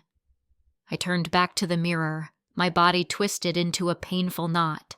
I held the phone over my shoulder, angling the screen so its light would illuminate my back, and then I angled the phone itself, not for its light, but for its screen. The camera. My fingers, slick with sweat, fumbled to open the camera app. The icon was a simple lens. I tapped it. The view flipped. Now the phone's screen showed me what its camera was seeing. It showed me my own back. I held it steady, my arm trembling from the strain. I moved the phone, painting the area with the camera's eye. At first there was nothing, just skin, pale and slick with a film of sweat. A few moles, the shadow of my spine. Then I saw it. My blood froze. It was faint, faded, a ghost on my skin. But it was there. My whole body went rigid. I couldn't believe my eyes. This is impossible. It wasn't a drawing. It wasn't a temporary mark. It was ink. Faded blue-black ink, sunk deep into the flesh. A tattoo. But not a tattoo from a shop with a buzzing needle and sterile walls. This was crude. The lines were thick in some places, whisper-thin in others. The work of a jailhouse artist. Or something worse. The skin around it was raised, scarred. The needle, or whatever had been used, had gone too deep. It had carved me. It was a map. My mind went blank. The phone almost slipped from my grasp. I tightened my grip, my knuckles white. I stared at the screen, at the reflection of the secret I carried. It was a web of lines, a chaotic lattice that stretched from the base of my neck down towards my left shoulder blade. There were symbols, not X's. These were different. A spiral, just like the one the other John had drawn on the mirror. A small, sharp triangle. A symbol that looked like a bird's talon. Each line was a road. Each symbol, a destination. A map of scars. The paper map, the one hidden in my jacket, was a lie. A fabrication. A decoy to lead me to a lockbox with a dead girl's photo, to make me dig by an ice machine. It was a distraction. He made you draw it. Lena's words again, now laced with a horrifying clarity. Who was he? The man in the mirror? The man who was me? This was the truth.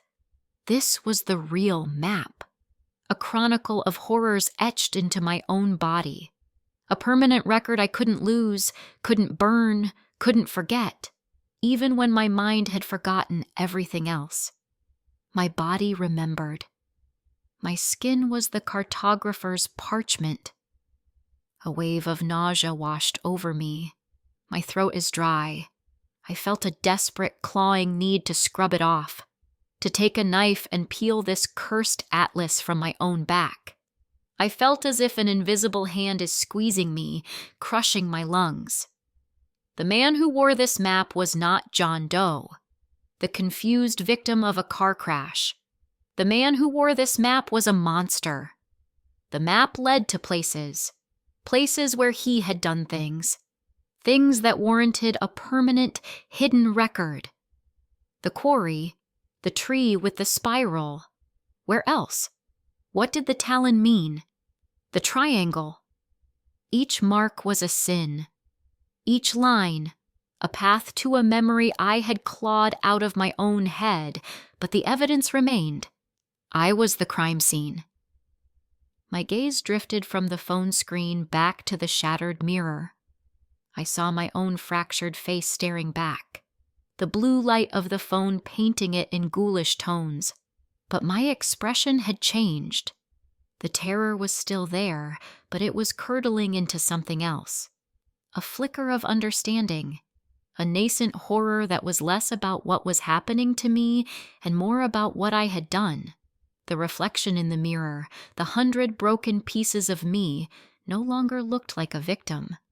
They looked like a culprit, caught in the act of discovering his own guilt. I lowered the phone. The screen went dark, and the bathroom was plunged back into its sickly yellow gloom. I didn't need to see it anymore. I could feel it. A cold, dead weight on my back. A geography of evil.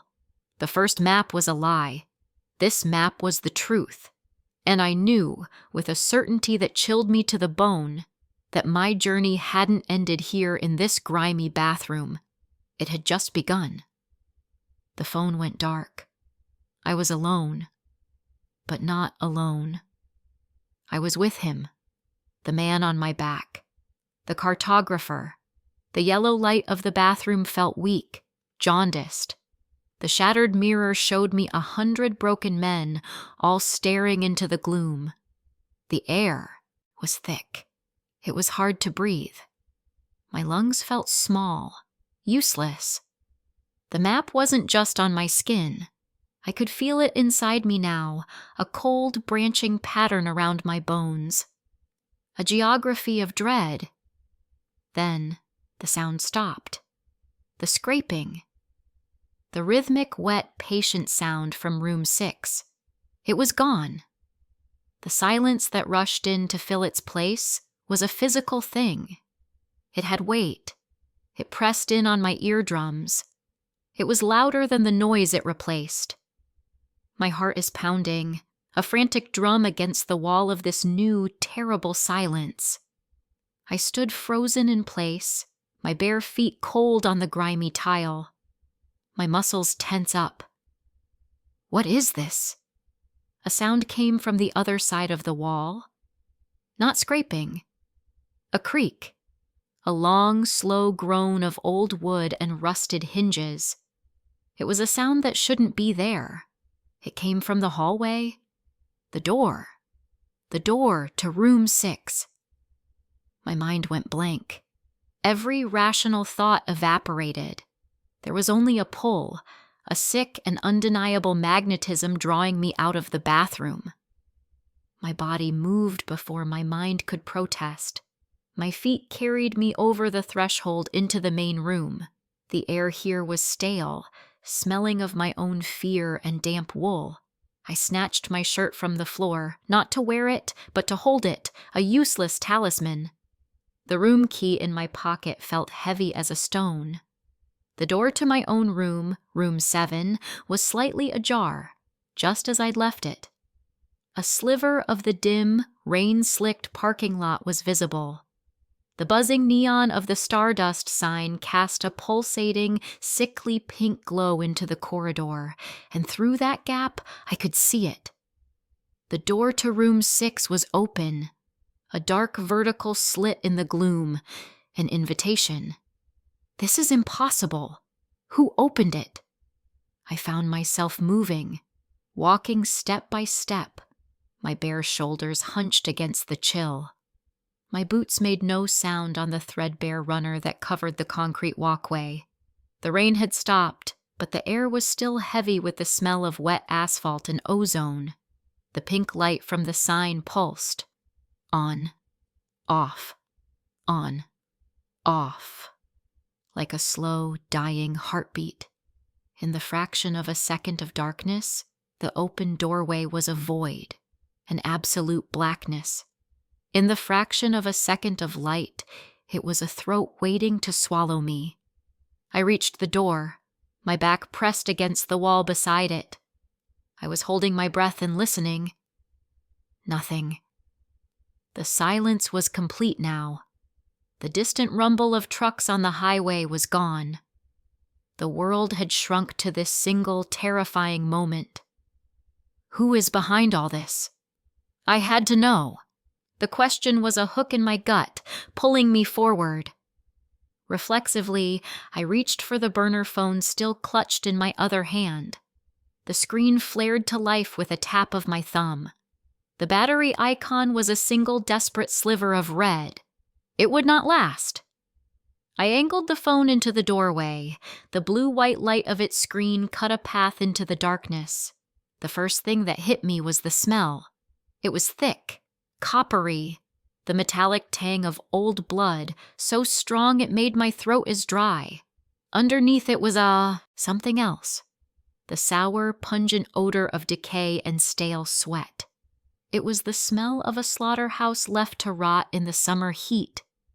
My stomach churned. I took one more step, leaning my head through the doorway. The phone's light trembled in my hand, the beam dancing across the scene within. My whole body froze. The room was a mirror image of my own. A bed, a small table, a door to a bathroom. But it was a ruined mirror, a desecrated version. The bed was stripped bare, the mattress stained with huge dark patches that soaked through the fabric. The single chair was overturned, But it was the floor that made my soul fly away. The linoleum, a cheap checkered pattern, was destroyed. It wasn't just scraped. It was gouged. Deep, parallel furrows were carved into the floor, running from the far wall towards the door. They were raw, violent marks. The plastic of the linoleum was shredded, and in some places, the grooves went all the way down to the dark, splintered wood of the subfloor. Fingernails. The sound wasn't a tool. It was the sound of fingernails digging, trying to pull, trying to escape. A shiver runs down the spine. This was the source of that relentless scrape, scrape, scrape. A person. A person had done this. I moved the phone's light. My hand was shaking so hard the beam jittered across the walls. The wallpaper was the same peeling floral pattern as in my room, but here, on the wall opposite the bed, it was covered. Written. I couldn't believe my eyes. I took another step inside. The smell was overpowering. I had to forcefully cover my mouth and nose with the fabric of my shirt. The light from the phone steadied as I held it with both hands. Names. A list of names was scrawled on the wall. The letters were crude, written with a finger, it looked like. The substance was dark brown, almost black, flaking in places. It looked like dried blood. My eyes scanned the list. Mark Sarah Thomas. Anna Robert David. The names went on. A column of the dead. A ledger of stolen lives.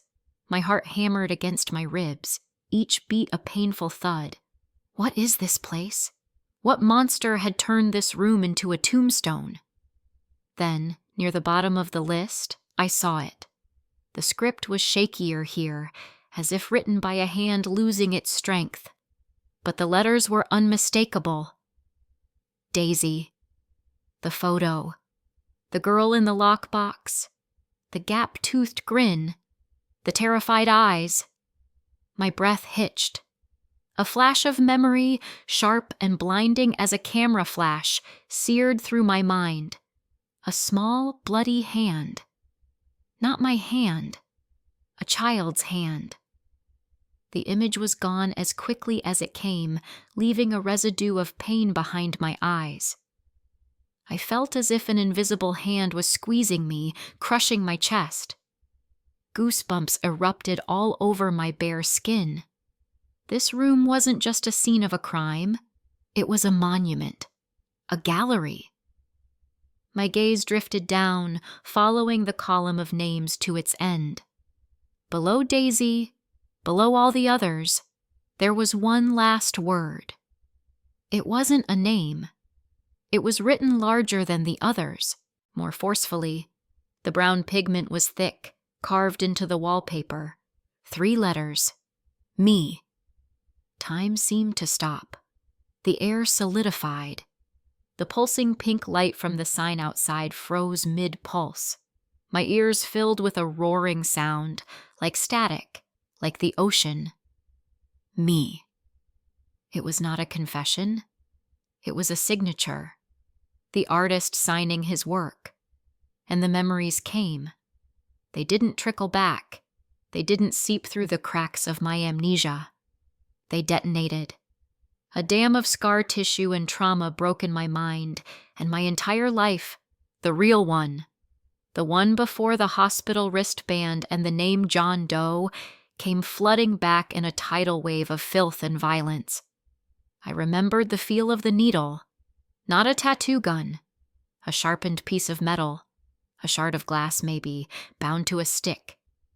I remembered sitting in this very room, my back to a cheap, cracked mirror, carving the lines of the real map into my own flesh. Each line a road to a body, each symbol a marker for a grave. The spiral by the quarry, the talon in the woods, the triangle by the reservoir. I was the cartographer. My body was the parchment. The paper map was a lie. Lena was right. He made you draw it. I made myself draw it. A diversion. A game for the new man I intended to become after the crash. A simple puzzle for the blank slate.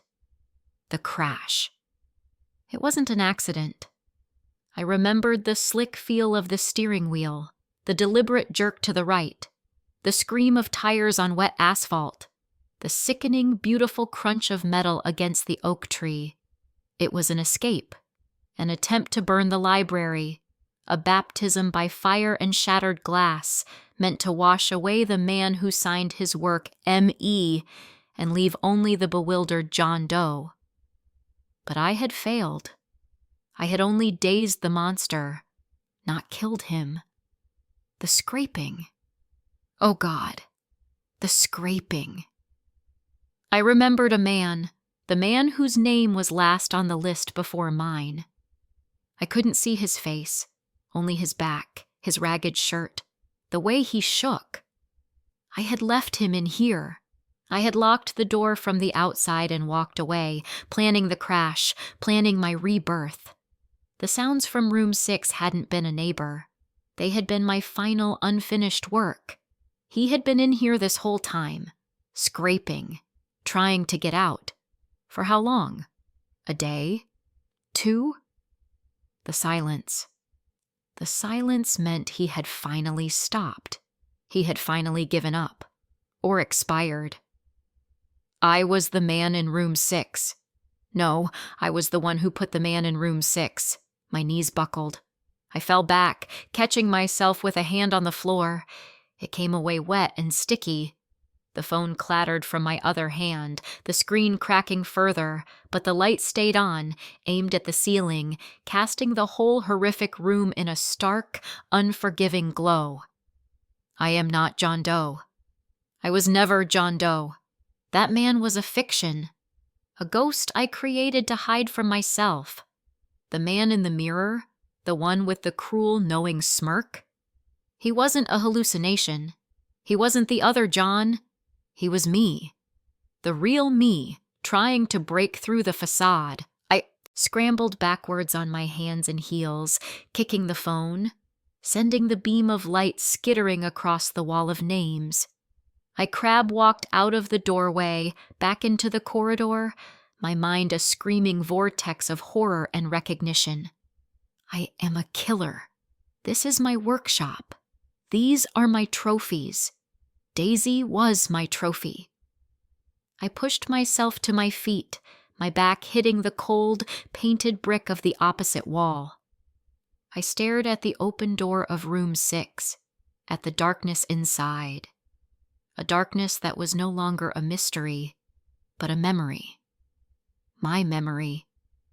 My throat burned. A name formed on my lips. Not a name from the wall. My name. The one I had tried to crash out of existence. It was then I heard it. A new sound. The familiar, quiet crunch of tires on a gravel driveway. A car. A car pulling into the motel parking lot. Headlights swept across the building, painting the walkway in a brilliant, fleeting white before they were cut.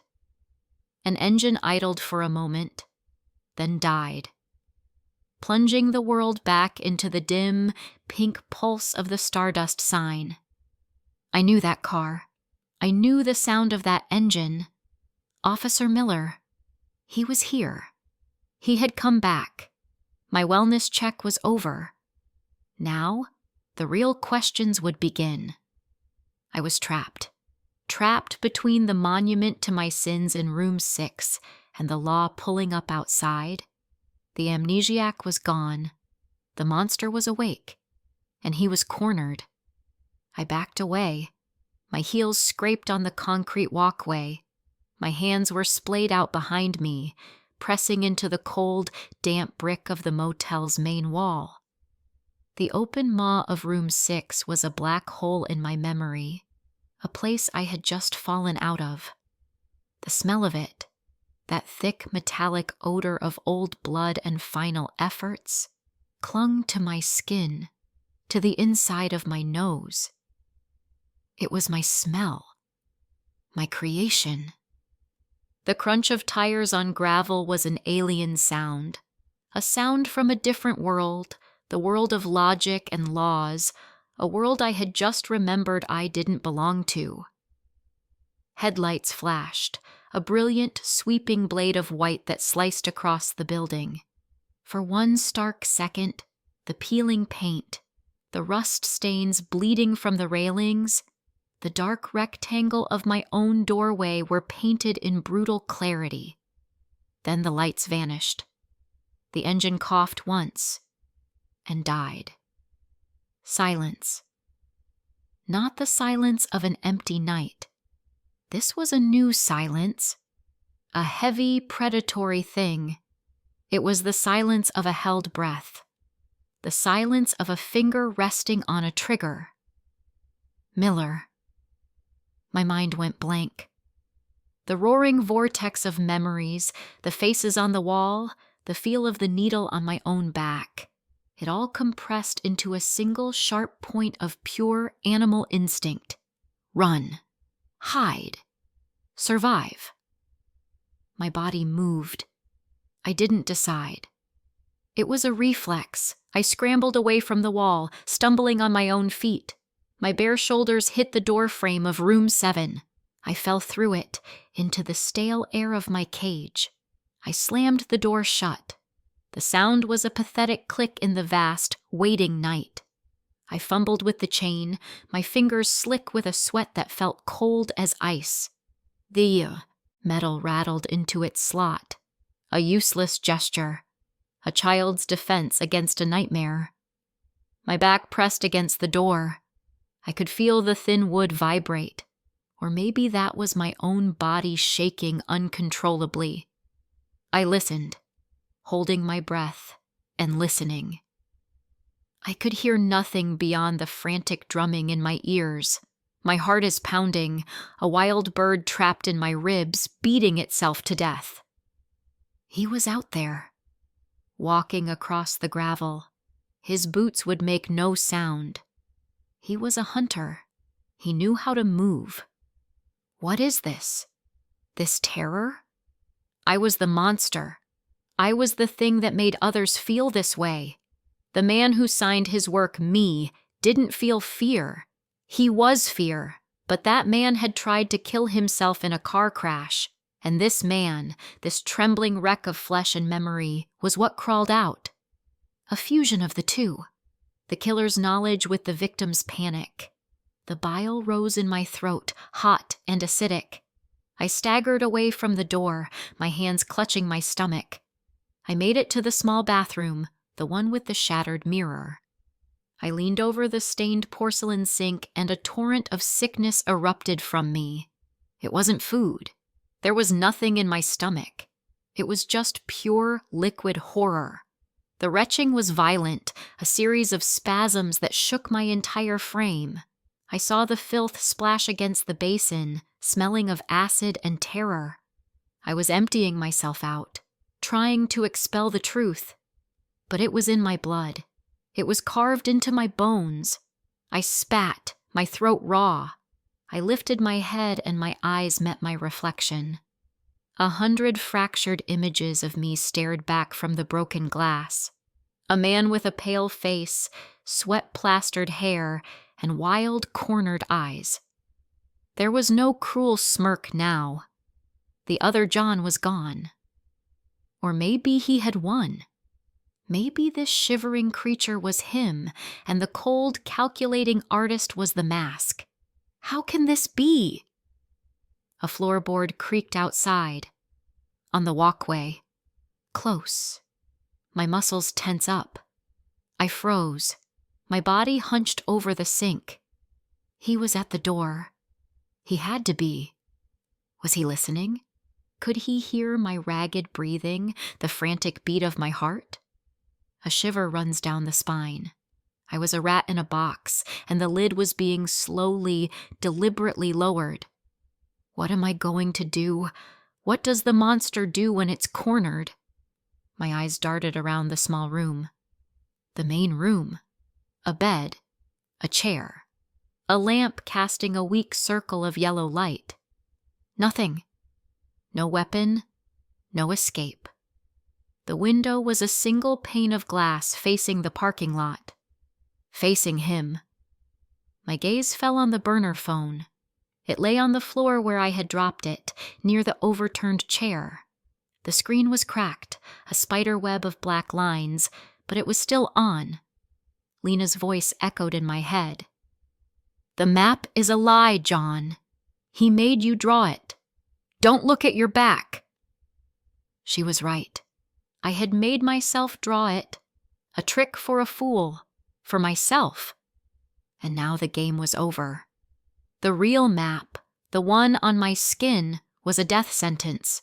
And Miller was the executioner. That phone. It was the last link. The last piece of the life I had just remembered. The voice on the other end. The frantic whisper. It was a loose end. A witness. Rage, potent and volcanic, surged through me. It was a familiar feeling. It was my feeling.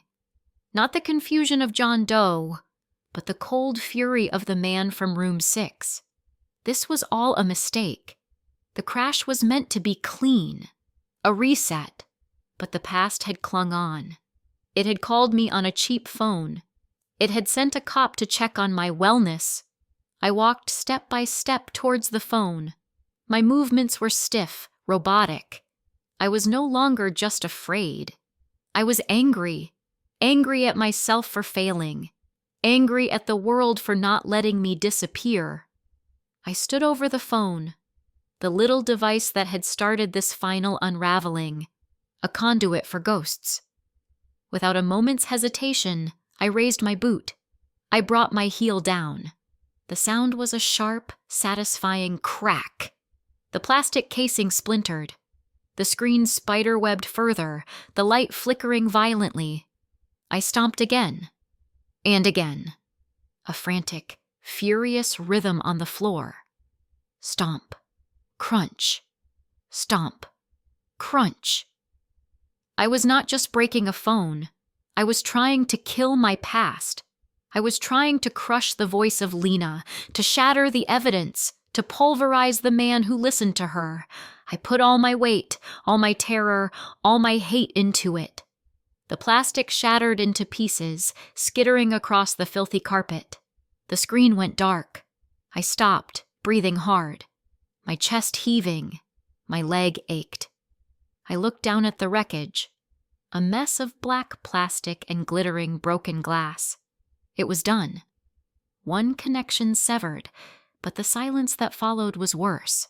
The cop was still out there. The silence was his. He owned it. He was letting me stew in it, letting me break myself down. How long would he wait? Would he knock? Would he just kick the door in? My mind raced, trying to find an angle, a move.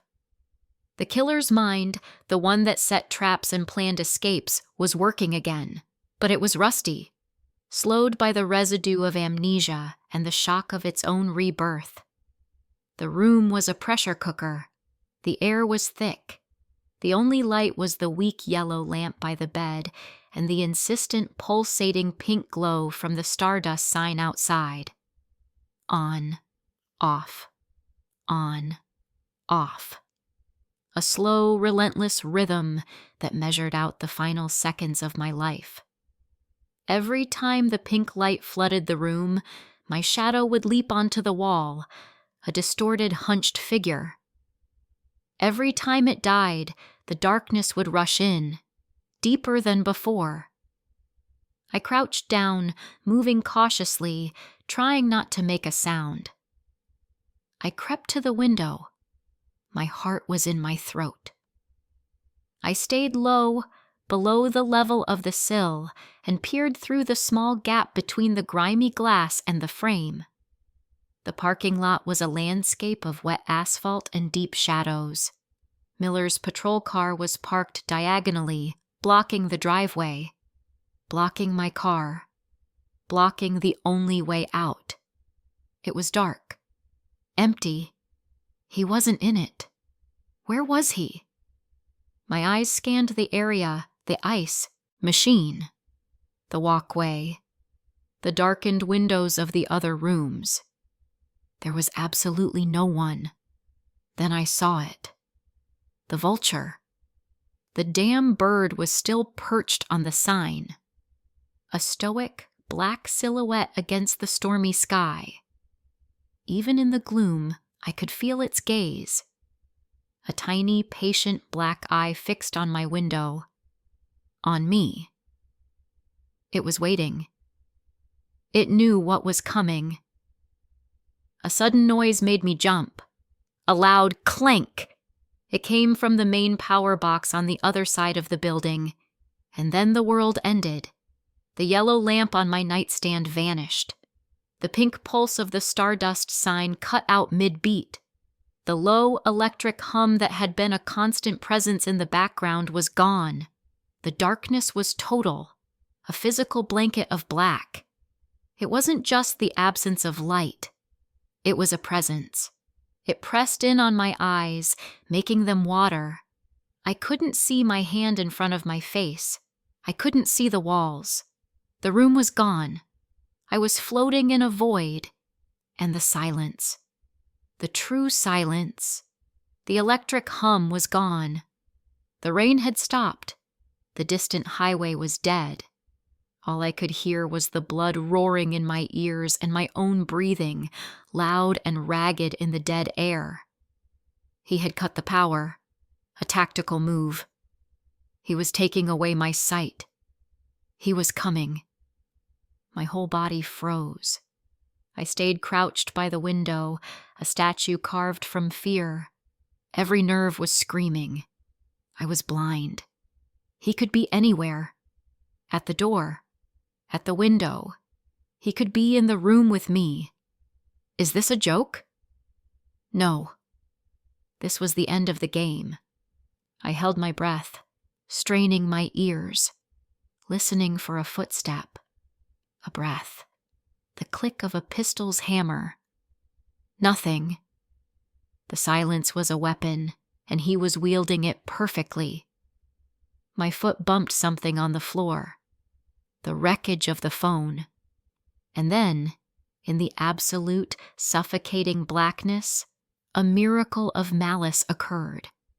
The shattered screen of the phone on the floor flickered. It flashed to life. One last defiant spark from its broken heart. The light was pale, ghostly blue, fractured by the 1,000 cracks in the glass.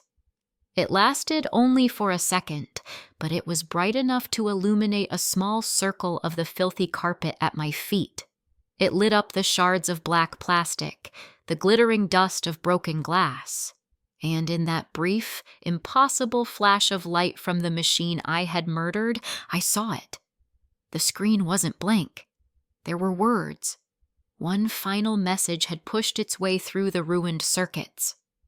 My eyes caught a single line of text before the light died, plunging me back into the perfect dark. The light was a ghost.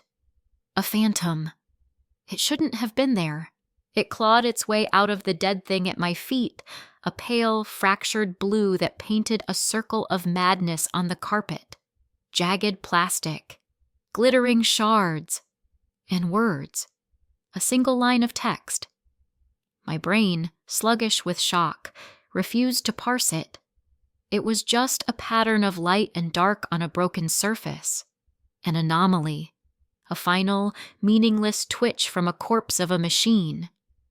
Then the light died. The blackness crashed back in, heavier than before. It felt like being buried alive. But the afterimage was burned onto my retinas. The words floated in the void, glowing, taunting. I squeezed my eyes shut, but they were still there, etched on the inside of my eyelids. My lips moved, forming the shapes without sound. I remember you too. A cold wave washed over me, not a shiver. It was deeper than that, a coldness that started in the marrow of my bones and spread outwards. It was the chill of a tomb. Who remembered me? My mind was a roaring emptiness. A slate wiped clean, then furiously scribbled on. The names on the wall in room 6. The flashes of memory, like broken glass in my skull. Who was left to remember? The after image in my vision focused. There was more. A signature. I remember you too. I'm outside. Lena. Lena. The name didn't just register, it detonated. My whole body went rigid. I stood rooted to the spot, a scarecrow in the dark. Lena. The voice on the phone. The panicked, sobbing whisper. The map is a lie, John. He made you draw it. Don't look at your back. My mind scrambled, a frantic attempt to hold on to the logic I had built. The map was a lie. True. He, meaning me, the killer, made me draw it. True. Don't look at my back. A warning. She was helping me. An accomplice. A co-conspirator. Someone caught in the same net. What is this? This is impossible. The new words, the words from the dead phone, smashed that logic to pieces. They crushed it underfoot like I had crushed the plastic casing. I remember you too. It wasn't a shared secret. It was an accusation. It wasn't a warning for me. It was a warning about me. The frantic whisper, the sobs. It wasn't fear of a third party.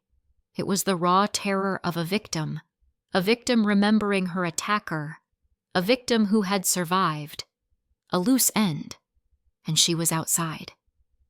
My heart, which had been a frantic drumbeat, seemed to stop altogether. Time seemed to stop. The absolute black of the room became a stage, and on that stage 2 figures were moving into place. Miller, with the cold weight of the law, a cage of steel and consequences, and Lena. Vengeance. A ghost from a past I had tried to murder. She hadn't just called to taunt me. She had called to locate me, to make sure I was here, in the trap. They were both out there, in the wet dark, maybe together, maybe separately. A pincer movement. One to claim my body for a cell, the other to claim my soul for hell. Which was worse? The question was a spark of absurdity in the overwhelming terror. My breath hitched. I could feel the air thickening, pressing in. The stale smell of the room, old cigarette smoke, damp carpet, my own sickness in the bathroom was suddenly overwhelming. I was in a box, a coffin, and the lid was nailed shut. My muscles tensed up. Every nerve ending was a live wire. I dropped into a low crouch, my hands brushing the floor. My fingers touched the gritty debris of the phone. I recoiled as if burned. That device, it hadn't been a lifeline. It had been a leash, and I had been led right back to the slaughterhouse, holding my breath and listening. The silence was a living thing. It had weight and texture. It was listening back. Could they hear me? Could Miller, with his hunter's ears, hear the frantic rasp of my breathing? Could Lena, her senses sharpened by trauma, hear the blood pounding in my veins? My back pressed against the wall by the window. I stayed low, a coiled spring of fear and adrenaline. The world outside was a wall of black. The storm must have passed. There was no sound of rain, no distant rumble of thunder. The highway was dead. He hadn't just cut the power to the motel. He had cut me off from the world. My eyes, straining in the dark, started to adjust. The blackness resolved itself into shades of gray. The faint ambient light of a clouded, moonless night filtered in. I could make out the rectangle of the window, a slightly paler gray against the deeper gray of the wall, the outline of the bed, the chair I'd knocked over. My gaze fell on the bathroom doorway, a rectangle of absolute black, and in that black, I knew, was the shattered mirror, the other John, the reflection, the one who had slammed its head into the glass, the one who smirked when I was terrified. He was gone now, wasn't he? Or was he here? Had he taken over? This animal crouched in the dark, this thing vibrating with a terror so profound it was becoming something else. Was that him? Was the cowering wretch the true face of the monster? What am I going to do? The question was no longer a plea. It was a calculation. The fear was still there, a cold stone in my gut. But something else was stirring, a familiar feeling, the cold fury, the rage I had felt when I stomped on the phone. It was the mind from room 6, the artist of agony, waking up. It was sluggish, rusty, its gears grinding after the crash. But it was working. Panic is a luxury. Terror is a distraction. When you are cornered, you do not tremble. You bite. I needed to see. Moving cautiously, trying not to make a sound, I crept away from the window. My bare feet made no noise on the thin carpet. I moved towards the center of the room, a predator in my own cage. I stopped, my head slowly turning, my eyes scanning the pale gray rectangle of the window. I was looking for movement, a silhouette, the glint of a badge or a blade. There was absolutely no one. The waiting was the torture. Miller was patient. He knew he had me. He was letting the silence and the darkness do his work for him. He was letting me unravel myself. And Lena, what was her game? Was she as patient as him? Or was her rage a hotter, more immediate thing? Would she be the one to kick the door in? My eyes darted around the small room, the bed, the chair, the lamp. Useless. I needed a weapon, not for escape. There was no escape. The car was blocked. The open ground was a killing field. This was about the confrontation. About the final move in a game I hadn't even known I was playing. One does not go down without leaving a mark. That was his thought. The other John's. It rose in my mind, clear and cold as a shard of ice. It wasn't my thought, not the thought of the man with the hospital wristband, but it felt right. My gaze returned to the bathroom, the broken mirror. I walked step by step towards the doorway, my body low. I entered the deeper darkness of the windowless space. The smell of bile and disinfectant was sharp. I reached a hand out, my fingers finding the cool porcelain edge of the sink. I steadied myself. My other hand went to the wall, feeling for the mirror. My fingers brushed against the jagged edges of the broken glass still clinging to the frame. Sharp. Solid. I gripped a large, triangular piece that was still wedged in the lower corner of the frame. It resisted. I pulled, twisting it back and forth. The glass groaned, a high, thin sound that seemed deafening in the silence. My muscles tense up. I froze, listening. Nothing. I pulled again, harder. The shard broke free with a sharp snap. It was heavy in my hand. A wicked-looking piece of silvered glass, maybe 5 inches long, tapering to a vicious point. The edges were razors. It felt comfortable. It felt correct. I turned it over in my palm. My reflection was a distorted, monstrous thing in the warped surface, a collection of dark smudges and pale gray curves. This was a better mirror. More honest. I backed out of the bathroom, the glass shard held tight in my fist. I moved to the door, the main door to the room. I pressed my ear against the thin wood. Silence. The great, heavy, waiting silence. He was there. Miller, Lena, both. They were just on the other side of this door, breathing, waiting, one with a gun, the other with a memory that was just as lethal. A choice. Which one to face? The law or the ghost? It was an utter absurdity. I had spent the night trying to find out who I was. Now I knew. And two different futures, both of them an ending, were waiting for me on the other side of a flimsy motel door. The killer in me, the true cartographer, saw the map clearly now. All roads led to this single point, this room, this moment. The car crash wasn't an escape attempt.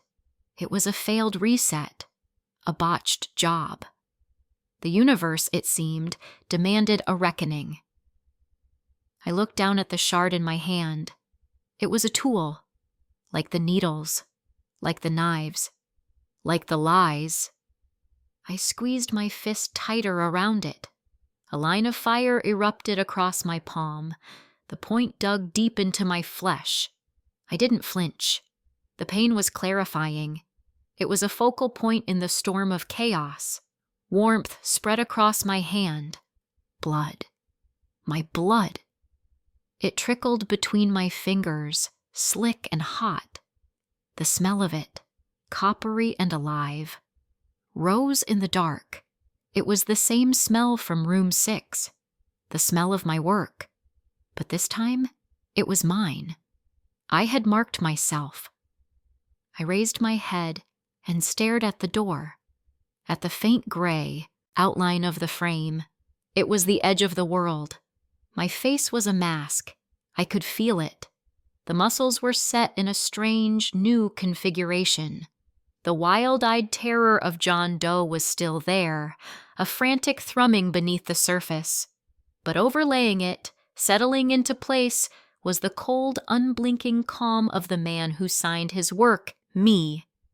The fear was fuel now. The knowledge was a weapon. The two halves of my shattered self, the monster and the man, were finally looking through the same pair of eyes. The doorknob was a dark circle in the gloom. A final destination. I waited. Let them come. Let them choose. I was ready.